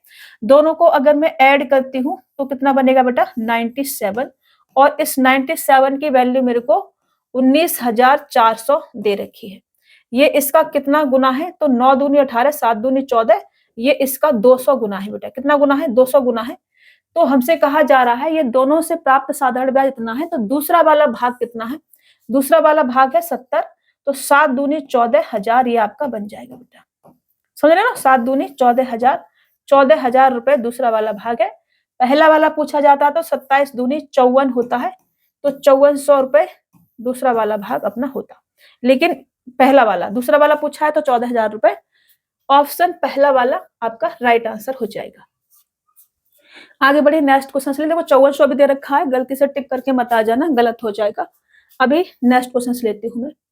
5,000 रुपए की राशि को 2 भागों में इस प्रकार विभाजित किया जाता है कि पहले भाग का 4 सही 1/5 वर्ष के लिए 6 सही 2/3% प्रति वर्ष की दर पर साधारण ब्याज, दूसरे भाग पर 2 सही 3/4 साल के लिए 4% प्रति वर्ष की दर पर साधारण ब्याज का 2 गुना होता है। दूसरे भाग और पहले भाग का अनुपात क्या है, ये हमसे कहा जा रहा है। अभी हमसे सिर्फ रेशियो पूछा है, तो ये जो फ्रैक्शन वैल्यू बना लेती हूँ परसेंटेज का पहले, तो इसका मतलब क्या होता है बेटा? 1/15, और इसका मतलब होता है 1/25, ठीक है। अभी देखो पहले भाग का कितना बेटा?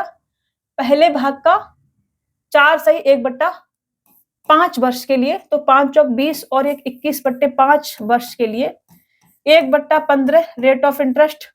दूसरा भाग 4 दूनी 8 और 3 11, 11/4 साल के लिए, और 1/25 रेट ऑफ इंटरेस्ट से जो ब्याज हमको मिलता है साधारण ब्याज का 2 गुना है, इसका 2 गुना है ये, तो 2:1 ये वाला रेशियो आ जाएगा हमारा, ठीक है। अब हमसे दूसरा भाग और पहले भाग का अनुपात पूछा है। यहां से मैं सॉल्व करूंगी तो 5 पंजे और 5 तिया और 21, 4 ऊपर जाएगा तो 2 से ये कट जाएगा, 2 बार यहीं काट देती हूँ, तो 7 दूनी 14, तो दूसरा वाला भाग है, दूसरा वाला भाग बेटा है ना। तो यहाँ से पहला वाला भाग बट्टे दूसरा वाला भाग कितना आ जाएगा? 2 ऊपर जाएगा, 7 दूनी 14/11 ये आ जाएगा।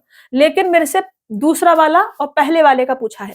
मेरे से क्या पूछा है? दूसरा वाला भाग रेशियो पहले वाला भाग। तो दूसरा वाला कितना है? 11, पहले वाला कितना है? 14, तो 11/14 का रेशियो बनेगा। ये आपका राइट आंसर होगा, 11:14। ऑप्शन ए राइट आंसर आपका हो जाएगा, ठीक है ना। चलिए आगे बढ़े। देखो एक एक क्वेश्चन को मैं बहुत ही धीरे धीरे समझा रही हूँ और डिटेल में समझा के चल रही हूँ, फिर भी आपको लगे कि समझ में नहीं आ रहा है तो आपने पूछ लेना है मेरे से, ठीक है। 15,000 रुपए को 2 भागों में इस प्रकार बांटा गया कि पहले को 6% पर तथा दूसरे को 7% पर। एक साल में 6% से मिलने वाला ब्याज 7% से मिलने वाले ब्याज से 52.40 रुपए अधिक है। तो बताइए कि 7% पर कितना पैसा दिया गया था, ये हमसे कहा जा रहा है। तो पहले भाग का 6%, पहला भाग में ए मान लेती हूँ, पहले भाग का 6% दूसरे भाग के 7% से इतना रुपए अधिक है। तो दूसरा वाला भाग में बी मान लेती हूँ, बी का 7% से कितना अधिक है बेटा, 52.40 ये अधिक है। ठीक है, अभी परसेंटेज हटेगा, बटे में 100 आएगा, 100 इधर जाएगा तो पॉइंट हट जाएगा हमारा। हमारे पास यहाँ से क्या बचेगा, 6a माइनस का 7b बराबर कितना आ जाएगा, 52.40। ठीक है, 5,240 से आ जाएगा, परसेंटेज हटेगा, नीचे क्या आएगा 100 और 100 इधर जाएगा एलसीएम लेके, तो ये पॉइंट हमारा हट जाएगा। अभी 6a माइनस के 7b बराबर इतना है और a प्लस बी बराबर 15,000, a प्लस बी बराबर 15,000 हमें दे रखा है बेटा। हमसे बी पूछा है 7% पर, बी हमने 7% पर लगाया है। ठीक है, बी पूछा है, बी पूछा है तो ए इक्वल कर दो, काट दो, इसमें 6 से मल्टीपल कर लो पूरी इक्वेशन में। 6 से करा तो यहाँ भी 6a और यहाँ 6b बन जाएगा। अब इसमें से माइनस कर दो, माइनस माइनस करेंगे तो ये कट जाएगा हमारा और ये माइनस माइनस प्लस का हो जाएगा, प्लस का। तो ये 6 और 7 कितना हो जाएगा, 13b। 13b बराबर कितना आ जाएगा, 15 छिक्के 90, मतलब कि 90,000। 90,000 में से 5,000 जाएंगे 85,000, तो ये आपका 84,760 ये आपका आ जाएगा बेटा। ठीक है, b बराबर के कितना आ जाएगा, केवल b बराबर आ जाएगा 13 से काटेंगे तो 13 पंजू 65, 13 छिक 78, 78 के बाद बचेगा 6, 13 पंजू 65 और 13 दूनी 26, 5 6,520, 6,520, 6,520। ऑप्शन डी आपका राइट आंसर हो जाएगा बेटा। बी की वैल्यू कितनी आ जाएगी, 6,520 आ जाएगी। चले आगे बढ़े, देखो श्रेया ने 4 समान किस्तों में चुकाने योग्य 5% साधारण ब्याज पर 6,450 रुपए उधार लिए, उसके द्वारा देय वार्षिक किस्त क्या होगी, ये हमसे कहा जा रहा है। अब देखो उसने 4 समान किस्तों में चुकाने हैं 5% साधारण ब्याज पर और 6,450 रुपए उधार लिए हैं। अब उधार लिए हैं तो वापस करेगी तो ब्याज भी उसमें ऐड होनी चाहिए। ठीक है, तो इसमें पहले हम ब्याज ऐड करेंगे, तो हमारा ब्याज कितना आ जाएगा बेटा, 6,450 पर मैं ब्याज ऐड कर दूं 4 समान किस्तों में 5% दर से, मतलब कि ईयरली किस्त है तो 4 साल, 4 साल का 5 चौक 20%, तो 120% टोटल बनेगा। अमाउंट हमारा कितना आ जाएगा 4 साल के बाद, 120% इसका। ठीक है, इसे सॉल्व करेंगे, 0 0 0 0 12 पंच 60 कैरी लेंगे 6, 12 चौक 48 और 6 कितना होगा बेटा 54, 54 कर लेंगे 5, 12 पंच 60, 12 6 72 और 5 कितना होगा 77। इतना पैसा उसे वापस करना है, 7,740 रुपए समान किस्त में वापस करना है और किस्त जो है 4 किस्तों में चुकाना है। मान लो कि प्रत्येक किस्त 100 रुपए की है, कितने की है 100 रुपए की है। मैंने मान लिया कि प्रत्येक किस्त जो है वो कितने कितने की होगी बेटा, 100 रुपए की होगी। प्रत्येक किस्त 100 रुपए की होगी, 4 किस्तों में से चुकाना है बेटा। ठीक है, मैंने ये मान लिया कि प्रत्येक किस्त कितने कितने की, 100 की। थोड़ा सा यहाँ से लिख लें पीछे से, क्योंकि मुझे इधर बेसिक वो तरीका शॉर्ट वाला तरीका भी बताना है। तो ये तो मैं बेसिक समझा रही हूँ, क्योंकि अगर समान नहीं कहा गया तो फिर दिक्कत हो जाएगी, समझ रहे ना, ये बेसिक तरीका है अपना। तो 4 मैंने किस्त मान ली, यहाँ पर लास्ट वाली किस्त 100 रुपए हमने दी है। ठीक है, अगर हमने यहाँ पर जो 100 रुपए ये वाली किस्त दी है बेटा, ये हमने यहाँ पर ना दे करके यहाँ पर दी होती तो मुझे इस वाली किस्त पे ब्याज देना पड़ता कितना बेटा, 1 साल के लिए 5% की दर से। तो कितना 5% देना पड़ता ब्याज, इसका 5% 5 मतलब कि यहाँ पर ये 105 बन जाता, समझ रहे ना।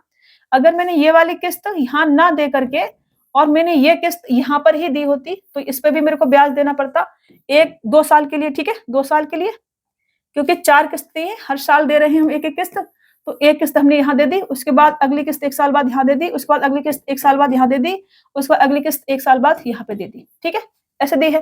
तो मेरे को यहाँ से यहाँ तक का 2 साल का टाइम हो गया और रेट ऑफ इंटरेस्ट 5%, तो टोटल 10%, 10% करेंगे इसका ऐड तो 110 हो जाएगा ये। अगर हमने ये पैसा यहाँ नहीं दिया होता, यहाँ देते हम, तो कितना बनता बेटा, ये हमारा बनता 3 साल के लिए 5%, मतलब कि 5 दिया 15%, और ये हमारा 115 यहाँ पर हो जाता है। कितना हो जाता है 115, समझ रहे हो ना। अगर हमने ये वाली किस्त यहाँ ना दे करके यहाँ दी होती, हमारे पास टोटल पैसा कितना था बेटा, 7,740 था, जो कि हमने किस्तों में चुकाया है। ठीक है, तो मैंने कहा कि टोटल मुझे कितना देना पड़ता, टोटल कितना देना पड़ता, अगर मैंने ये पैसा यहाँ पर नहीं चुकाया होता तो टोटल मुझे कितना देना पड़ता, 420 और 430, ठीक है, 430 मुझे देना पड़ता। इस 430 की वैल्यू मुझे 774 ये दे रखी, ठीक है, 430 की। तो एक की कितनी आ जाएगी बेटा, एक की, यहां से इसको काटो, पहले 143 से एक बार ही जाएगा, फिर 8 24 18 ये आ जाएगा, एक की वैल्यू 18 आ जाएगी। अगर एक की वैल्यू 18 है तो प्रत्येक किस्त कितने की आ जाएगी बेटा, 1800 रुपए की। 100 की वैल्यू 18, 1800, 1800 और 1800, प्रत्येक किस्त कितने की होगी, 1800 रुपए की होगी बेटा, ठीक है, 1800 रुपए की। ये सब क्या हो जाएंगे आपके आंसर। हमसे प्रत्येक किस्त पूछी थी कि देय वार्षिक किस्त क्या होगी, 1800 रुपए, ऑप्शन बी आपका राइट आंसर हो जाएगा। अगर एक की वैल्यू 18 है तो 100 की वैल्यू 1800 रुपए, 18 चौक 7200 रुपए किस्त के थ्रू उसने चुका है। अगर वो यहाँ पर बीच बीच में किस्त नहीं देता तो उसे 7,740 रुपए देने पड़ते हैं, क्योंकि फिर यहाँ पर इसका भी ब्याज लगता, इसमें भी ब्याज लगता, इसमें भी ब्याज लगता। अभी अगर आपकी तीनों किस्तें इक्वल है तो आपने ये वाला तरीका नहीं लगाना है, तो आपने तरीका कौन सा लगाना है, देखो यहाँ कर सकते हैं क्या, चलो नेक्स्ट पेज ले लेते हैं, एक और ऐड कर लेते हैं, 5% की दर से है।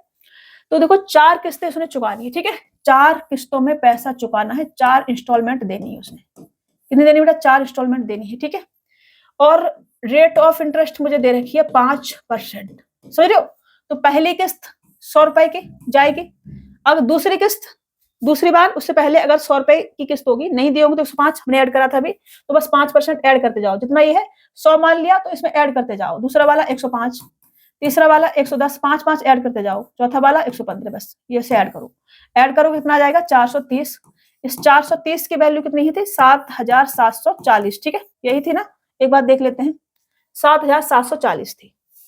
तो मैंने कहा अगर 430 की वैल्यू 7740 है तो किस्त हमारी 100 की होगी, 100 की कितनी आ जाएगी बेटा, 1800 रुपए, ये आपका आंसर हो जाएगा। तो आपने ऐसे करना है सॉल्व, एक लाइन में सॉल्व करके इसे छुट्टी कर दी, ठीक है। इसे मैं यहाँ पे भी कर ही सकती थी यहाँ पर, बट यहाँ पे कर सकती थी, अगर मैं ये वाला इधर लिख देती तो कोई दिक्कत नहीं, पीछे वाले पेज पे आप देख लेना, नेक्स्ट क्वेश्चन सॉल्व करेंगे उसी तरीके से करेंगे, ठीक है। देखो 1720 रुपए 4 साल के बाद देने हैं, यदि वो 4 बराबर किस्तों में चुकाना चाहता है तो वो प्रत्येक किस्त कितने रुपए की होगी, यदि ब्याज की दर 5% है। अब देखो ब्याज की दर 5% है, 4 किस्तों में चुकाना चाह रहा है, पहली किस्त 100 रुपए की, दूसरी वाली 105 अभी अभी करा था, तीसरी वाली 110 और चौथी वाली 115, ऐड करेंगे 430 और इस 430 की वैल्यू 1720 मेरे को दे रखी है। मेरे से कहा जा रहा है कि प्रत्येक किस्त कितने की होगी, तो 100 की वैल्यू क्या आ जाएगी बेटा, ये 4 चौक 16, 3 चौक 12, 4 गुना है तो 4 गुना करेंगे 400 रुपए, प्रत्येक किस्त 400 रुपए की होगी और ये आपका आंसर हो जाएगा। प्रत्येक किस्त कितने की होगी, 400 रुपए की। 100 तरीका हमने बता दिया, अगर प्रत्येक किस्त इक्वल हमसे पूछिए तो ये वाला तरीका आपने लगाना है, ठीक है, ये तरीका आपने लगाना है। 5% जैसे 4 बराबर किस्तें थी तो हमने ये बना ली थी। चलिए आगे बढ़े। 4 वर्षों में चुकाने के लिए 6440 रुपए की राशि है, इसे 4 समान किस्तों में 10% प्रतिवर्ष साधारण ब्याज पर चुकाया जाता है। प्रत्येक किस्त का मूल्य क्या होगा, सेम डिक्टो क्वेश्चन, बस 10%, ठीक है। तो पहले 100, 10% ऐड करेंगे 110, 110, फिर 120 ऐड करते जाएंगे 10, फिर 130, टोटल 450 और 10 60, ठीक है, 460। 460 बराबर कितना दे रखा है हमको, 6440। प्रत्येक किस्त 100 है, ठीक है, 100 है, 100 माना है हमने, तो ये कितना आ जाएगा भाई, ये इसका कितना गुना है, तो पहली बार तो ये एक बार ही जाएगा, फिर चौक 24, 1400 रुपए, प्रत्येक किस्त कितने की आ जाएगी, 1400 रुपए की आ जाएगी और ये आपका आंसर हो जाएगा 1400 रुपए, ऑप्शन बी आपका राइट आंसर होगा। 16,000 रुपए 3 साल के बाद देने हैं, यदि वो 3 किस्तों में चुकाना चाहता है तथा पहली किस्त दूसरी किस्त का आधा तथा तीसरी किस्त का 1/3 हो तो तीनों किस्त ज्ञात करो, यदि ब्याज दर 10% हो तो बेटा, ठीक है। अब देखो अभी किस्त जो है वो एक दूसरे के बराबर नहीं है, ठीक है, मतलब कि इक्वल नहीं है किस्त, किस्त हमारी अलग अलग है। अभी तक क्या था, किस्त हमारी इक्वल थी, ठीक है, तो हम ऐसे काम कर ले रहे थे कि 10% ऐड करके लिख दो। यहाँ हम ऐसे नहीं कर सकते हैं, अभी हमें बेसिक वाले तरीके से करना पड़ेगा। मैंने कहा कि पहली किस्त दूसरे का आधा और तीसरे का 1/3 है, तो पहली किस्त दूसरी किस्त तीसरी किस्त, पहली किस्त 1, दूसरी किस्त 2 और तीसरी किस्त 3, पहली किस्त दूसरे का आधा और तीसरे का 1/3, ठीक है। अभी रेशियो है ये, तो मैं इसमें 0 चिपका सकती हूँ, पहली किस्त 100, दूसरी किस्त 200 और तीसरी किस्त 300 मान सकती हूँ, ठीक है, थोड़ा सा कैलकुलेशन इजी हो जाए इसलिए हम ऐसा मान लेते हैं। तो पहली किस्त मैंने यहाँ पर दी, ठीक है, उसके 1 साल बाद मैंने ये वाली किस्त दी बेटा, और उसके 1 साल बाद मैंने ये वाली किस्त दी और कर्जे से मुक्त हो गए बेटा हम। ठीक है, ध्यान नहीं बनाते, इसको ऐसे रहने देते हैं। अब क्या होगा बेटा, अगर मैंने ये 200 रुपए यहाँ पर नहीं दिए होते तो इस 200 रुपए पर 10% की दर से मुझे 1 साल तक ब्याज देना पड़ता, यहाँ पे दिए होते तो ठीक है। अगर 100 रुपए यहाँ नहीं दिए होते, यहाँ दिए होते तो 2 साल तक ब्याज देना पड़ता मुझे 10% की दर से, समझ रहे हो। इसका मतलब 200 रुपए यहाँ ना दे करके यहाँ दिए होते तो 1 साल तक 10% की दर से ब्याज देना पड़ता। इसका 10% कितना होता, 20 होता, तो ये 220 यहाँ पे बन जाते, समझ रहे हो। अगर ये 100 रुपए यहाँ ना दे करके मैंने यहाँ पर दिए होते तो ये 2 साल तक, 1 साल 2 साल तक 10% की दर से ब्याज इन पर देना पड़ता, मतलब कि 20% ब्याज देना पड़ता। 20% मतलब कि 120 रुपए यहाँ मेरे को देने पड़ते हैं। इनको ऐड करेंगे 640 बनेगा। 640 की वैल्यू कितना देना पड़ रहा है, 16,000। 640 की वैल्यू 16,000, तो एक की कितनी आ जाएगी बेटा, 25। एक की वैल्यू अगर 25 है तो पहली किस्त कितने की होगी, 2500 रुपए की होगी। दूसरी किस्त 25 दूनी 50, 5,000 की होगी। और तीसरी किस्त 25 तिया 75, मतलब कि 7,500 की होगी। तो ऑप्शन डी आपका राइट आंसर हो जाएगा। पहली किस्त 2,500, 5,000, 7,500 रुपए। आगे बढ़े, चलो। ए ने 6% दर से साधारण ब्याज पर 960 रुपए का एक ऋण बी से इस शर्त पर लिया कि ऋण 4 वार्षिक किस्तों में चुका दिया जाएगा, जिनमें पहली 3 किस्तों में मूलधन का 1/4 भाग होगा एवं शेष आखिरी किस्त में पूरा ब्याज के साथ चुकता किया जाएगा। 4 वर्ष के अंत में अंतिम किस्त में ए द्वारा भुगतान की गई राशि क्या है, ये हमसे कहा जा रहा है अंतिम किस्त में। अभी देखो बेटा, 960 रुपए उसने उधार लिए, उधार तो देगा तो ब्याज ब्याज लगा के देगा, समझ रहे हो। तो उसने 960 रुपए लिए होंगे। 960 रुपए लेने के बाद लिए हैं, 1 साल बाद पहली किस्त दी होगी तो इस पर 1 साल तक ब्याज लगेगा 6% की दर से बेटा, समझ रहे हो ना। 1 साल तक ब्याज लगेगा 6% की दर से। फिर यहाँ पर इसने पहली किस्त दी होगी, ठीक है। पहली किस्त कितने की है, मूलधन का 1/4, तो इसका 1/4 कितना होगा बेटा, 4 दूनी और 4 चौक 16, 240 रुपए होगा, ठीक है। मतलब पहली किस्त 240 रुपए की जाएगी। पहली किस्त 240 रुपए की जाने के बाद 960 में से 240 रुपए दे दिए, ब्याज अभी हम ऐड नहीं कर रहे, ठीक। कितना बचेगा बेटा, 720 रुपए। अब 720 रुपए पर 1 साल तक ब्याज लगेगी 6% की दर से, ठीक है, ये लगेगी बेटा। फिर यहाँ पर इसने 420 रुपए फिर से दे दिए होंगे, क्योंकि पहले 3 किस्तें हमसे बोला है, मूलधन का 1/4 है, तो 240 रुपए फिर से यहाँ पे दिए होंगे इसने, ठीक है। कितना दिया होगा बेटा, 240 रुपए यहाँ पर इसने दे दिए होंगे। यहाँ 240 रुपए देने के बाद कितना बचेगा बेटा, 480 रुपए बचेगा। 480 रुपए पर 1 साल तक ब्याज लगेगा 6% की दर से। फिर अगली बार फिर इसने कितना दे दिया होगा, 240 दे दिया होगा। 240 देने के बाद कितना बचेगा बेटा, 240 ही बचेगा। अब इस 240 पर 1 साल के लिए ब्याज लगेगा 6% की दर से, और इस पर 240 पर जो ब्याज लगेगा वो सभी पे ब्याज लगेगा, वो 240 के साथ में इंटरेस्ट ऐड करके दे दिया जाएगा लास्ट में, समझ रहे हो। इंटरेस्ट ऐड करके लास्ट में दे दिया जाएगा। तो लास्ट में मुझे कितना देना पड़ेगा, 240 प्लस का सभी से जो इंटरेस्ट बन रहा है वो वाला।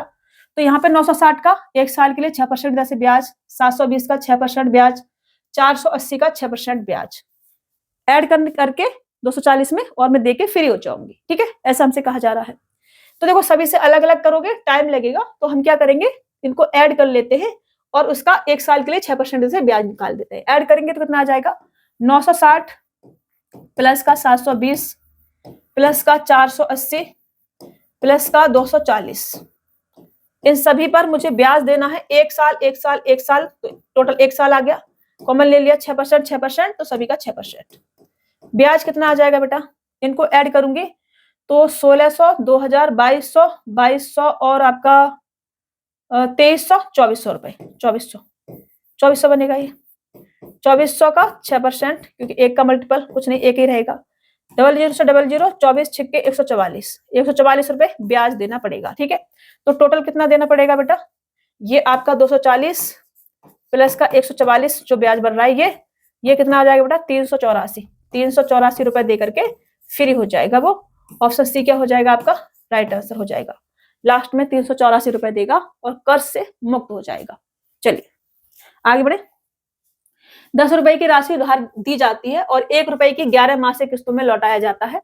ब्याज साधारण होता है, ब्याज की दर क्या है ये हमसे कहा जा रहा है। देखो 10 रुपए उधार लिए थे हमने और हम 11 रुपए दे रहे हैं। इसका मतलब है कि जो हमें 1 रुपया एक्स्ट्रा दे रहे हैं ये क्या है बेटा, हमारा ब्याज है। ऐसा ही है, समझ रहे हो, 1 रुपया एक्स्ट्रा दे रहे हैं, ये क्या है, ब्याज है।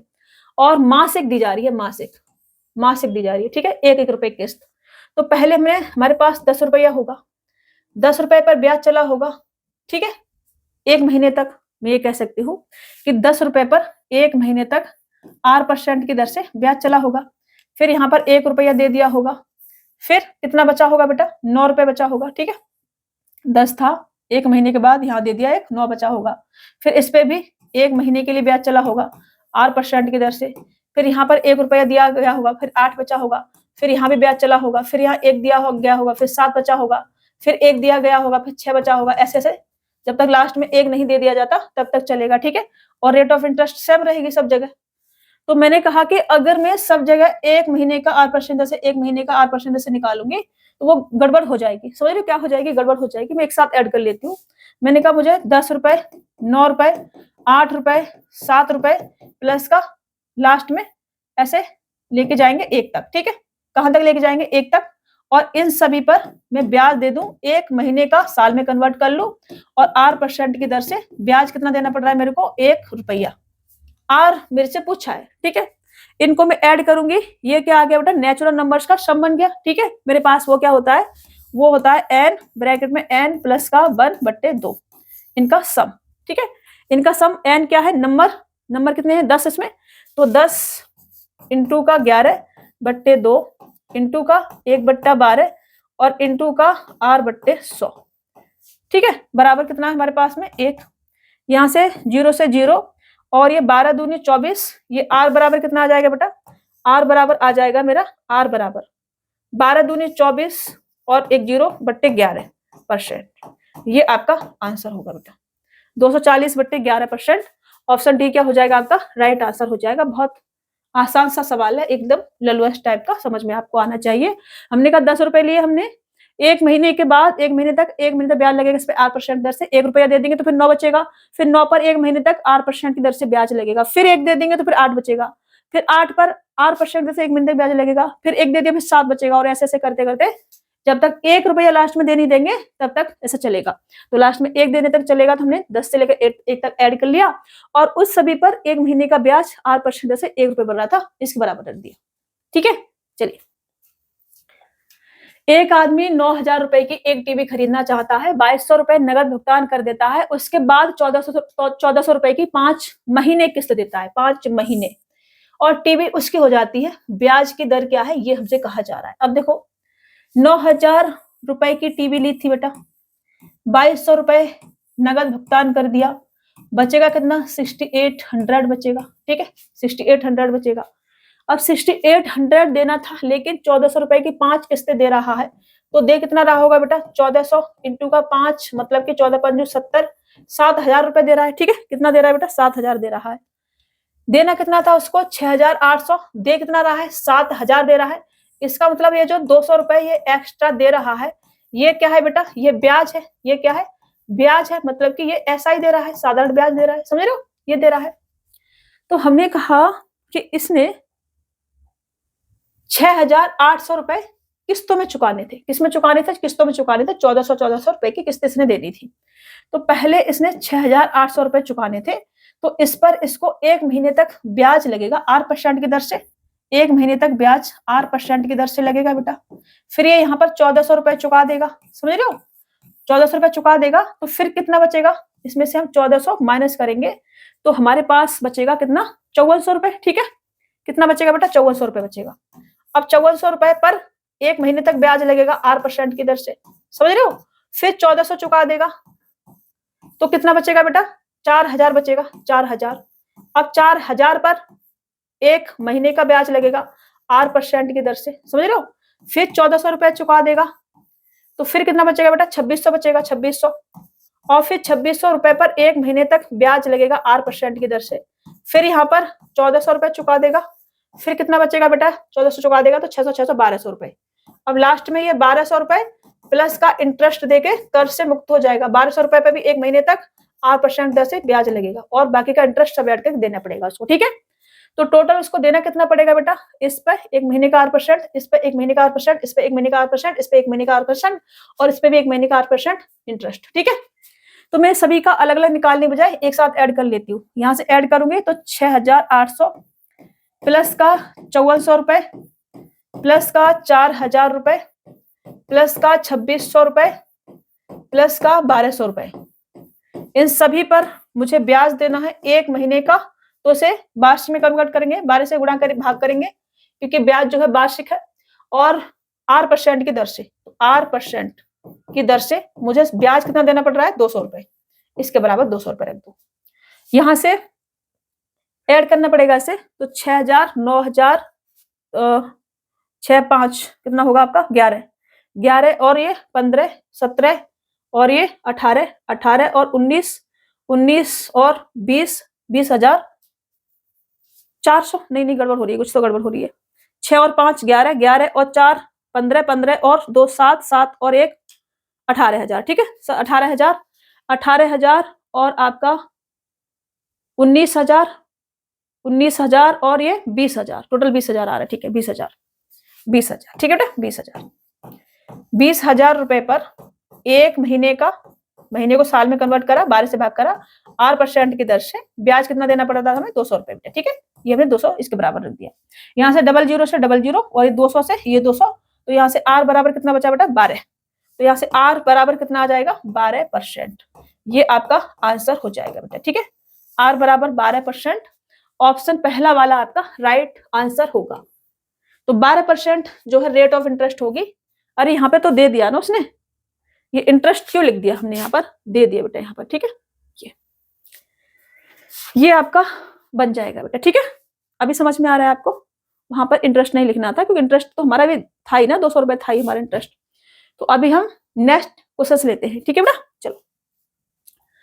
एक साइकिल 1,500 रुपए की है, यदि 350 रुपए नगद भुगतान देता है और प्रत्येक 400 रुपए की 3 महीने की किस्त थी, तो ब्याज दर क्या है, ये हमसे कहा जा रहा है। अब देखो 1,500 रुपए की थी और उसमें से 350 रुपए उसने दे दिए, तो बचा कितना होगा, 1,150 रुपए। 1,150 रुपए देना था, लेकिन वो 400 रुपए की 3 किस्तें दे रहा है, इसका मतलब 1,200 रुपए दे रहा है बेटा।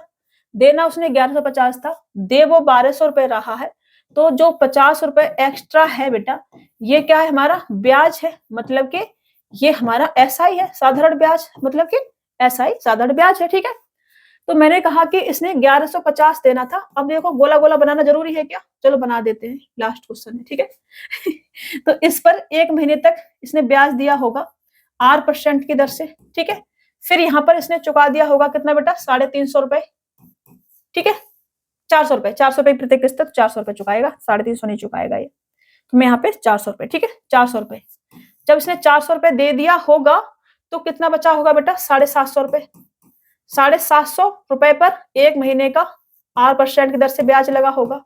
फिर यहाँ पर इसने दे दिया होगा 400 रुपए, फिर कितना बचेगा बेटा, 350 बचेगा, और 350 पे 1 महीने तक R% की दर से ब्याज लगा होगा। ठीक है, समझ रहे हो ना। और ये 50 रुपए दे करके यहाँ फ्री हो गया होगा, 50 रुपए ब्याज भी ऐड करेंगे, 400 400 की किस्त बन जाएंगी। समझ रहे हो ना, ब्याज इंटरेस्ट कितना बन रहा था, 50 रुपए लिख सकते हो आप, नहीं लिखना चाहो तो कोई दिक्कत नहीं, 400 रुपए बनेगा टोटल। ठीक है, अभी देखो अगर मैं यहाँ पे भी निकालूंगी इसका, यहाँ निकालूंगी, यहाँ निकालूंगी, तो फालतू कैलकुलेशन हो जाएगी।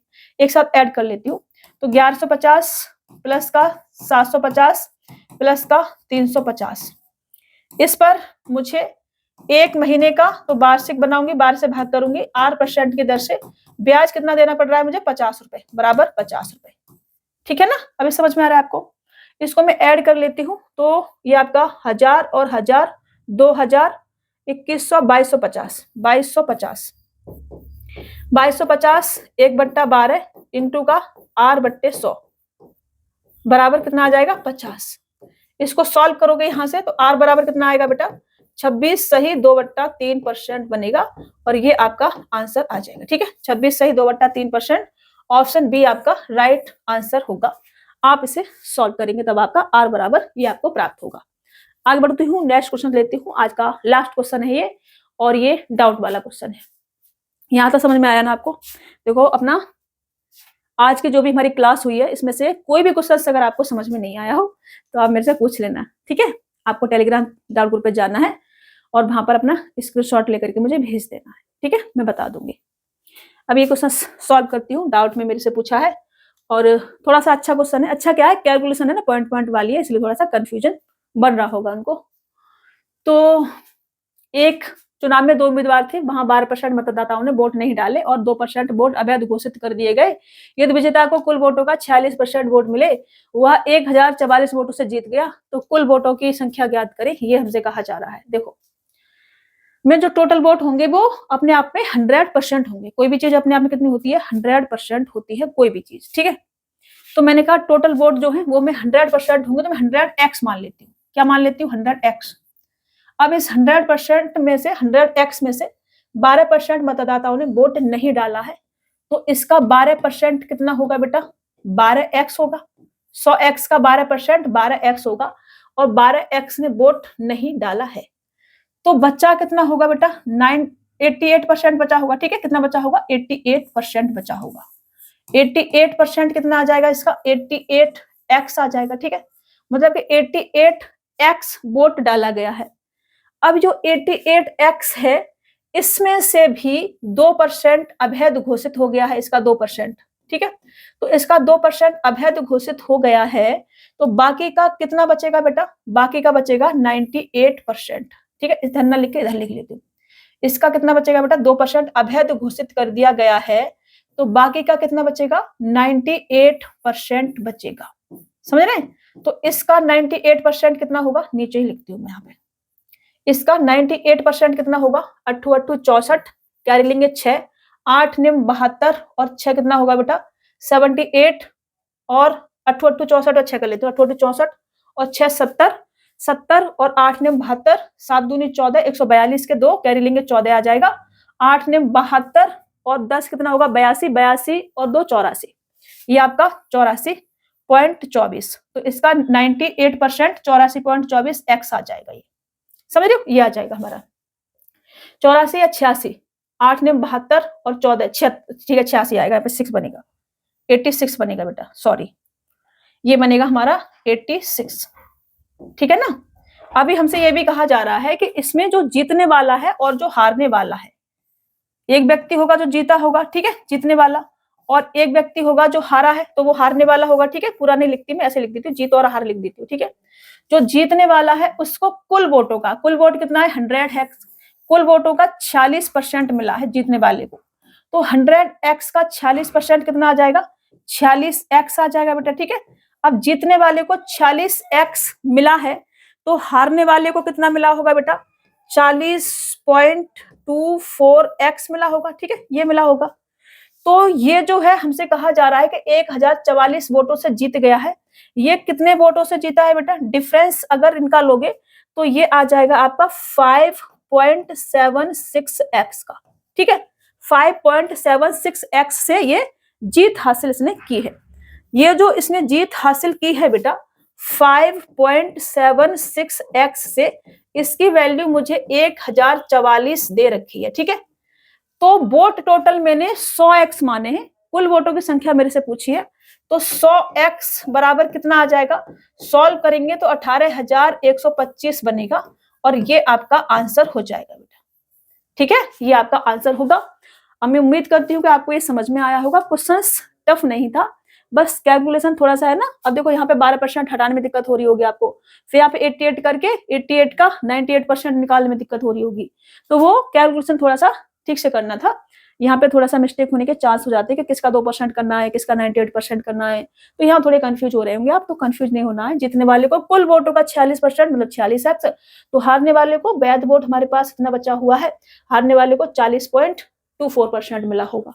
जीत हासिल की इसने 5.76x से, तो जीत 1044, 5.76x बराबर 1044, तो 100x बराबर 18,125, ठीक है। चलो आज की क्लास यही खत्म करते हैं। ये डाउट वाला क्वेश्चन था, लास्ट क्वेश्चन था आज की क्लास का। आई होप आपको क्लास समझ में आई होगी, और मैं थक गई हूँ सच में बहुत ज्यादा, क्या करें किसी से कुछ कह सुन नहीं सकते हैं, थक जाते हैं तो अपने आप से कह लेते हैं कि थक गए, सो नहीं पाते, फिर भी बोलते हैं सो नहीं पाते हैं। अभी लाइफ है ना एकदम झिंगा लाला हो गई है सच में झिंगा लाला हो गई है। तो चलो पढ़ते रहो आप लोग अच्छे से, कुछ टाइम की मेहनत रहती है, उसके बाद आपकी जॉब लग जाएगी तो बस स्ट्रेस थोड़ा कम हो जाएगा पैसे का। बाकी तो लाइफ में एक टेंशन जाएगी तो दूसरी आएगी ही आएगी, क्योंकि ये जब तक जीवन है तब तक टेंशनें खत्म नहीं होंगी। मेरे पास भी पहले कुछ और थी, अब कुछ और है, और अभी वाली खत्म होंगी तो बाद में कुछ और आ जाएंगी। तो जब तक हम जिंदा हैं टेंशन तो चलती ही रहेंगी, ठीक है। तो अपने काम पे फोकस करो अच्छे से, सुबह सुबह थोड़ा सा रनिंग और मेडिटेशन करना नहीं भूलना है, क्योंकि ये थोड़ा सा आपको स्ट्रेस से दूर रखते हैं। तो रनिंग करना है, चाहे आप 15 मिनट, 20 मिनट, आधा घंटा, जितना कर सकते हैं उतना करें। उसके बाद मेडिटेशन भी करना है, जिस भी भगवान को मानते हैं आप उनका ध्यान लगाना है 15 से 20 मिनट, अनुलोम विलोम कपालभाति 10 से 15 मिनट, ठीक है। मतलब कुल मिलाकर के 40 मिनट अगर आप दे देते हैं तो बाकी का आपका पूरा दिन जो जाएगा वो अच्छा जाएगा, ठीक है। आप अच्छे से पढ़ पाएंगे और अपने काम में फोकस कर पाएंगे। तो चलिए, मुलाकात होगी आपसे नेक्स्ट क्लास में। तब तक के लिए अपने ख्याल रखना, स्वस्थ रहना, मस्त रहना और खूब सारा मन लगा के पढ़ते रहना बेटा। ओके, चलो बेटा।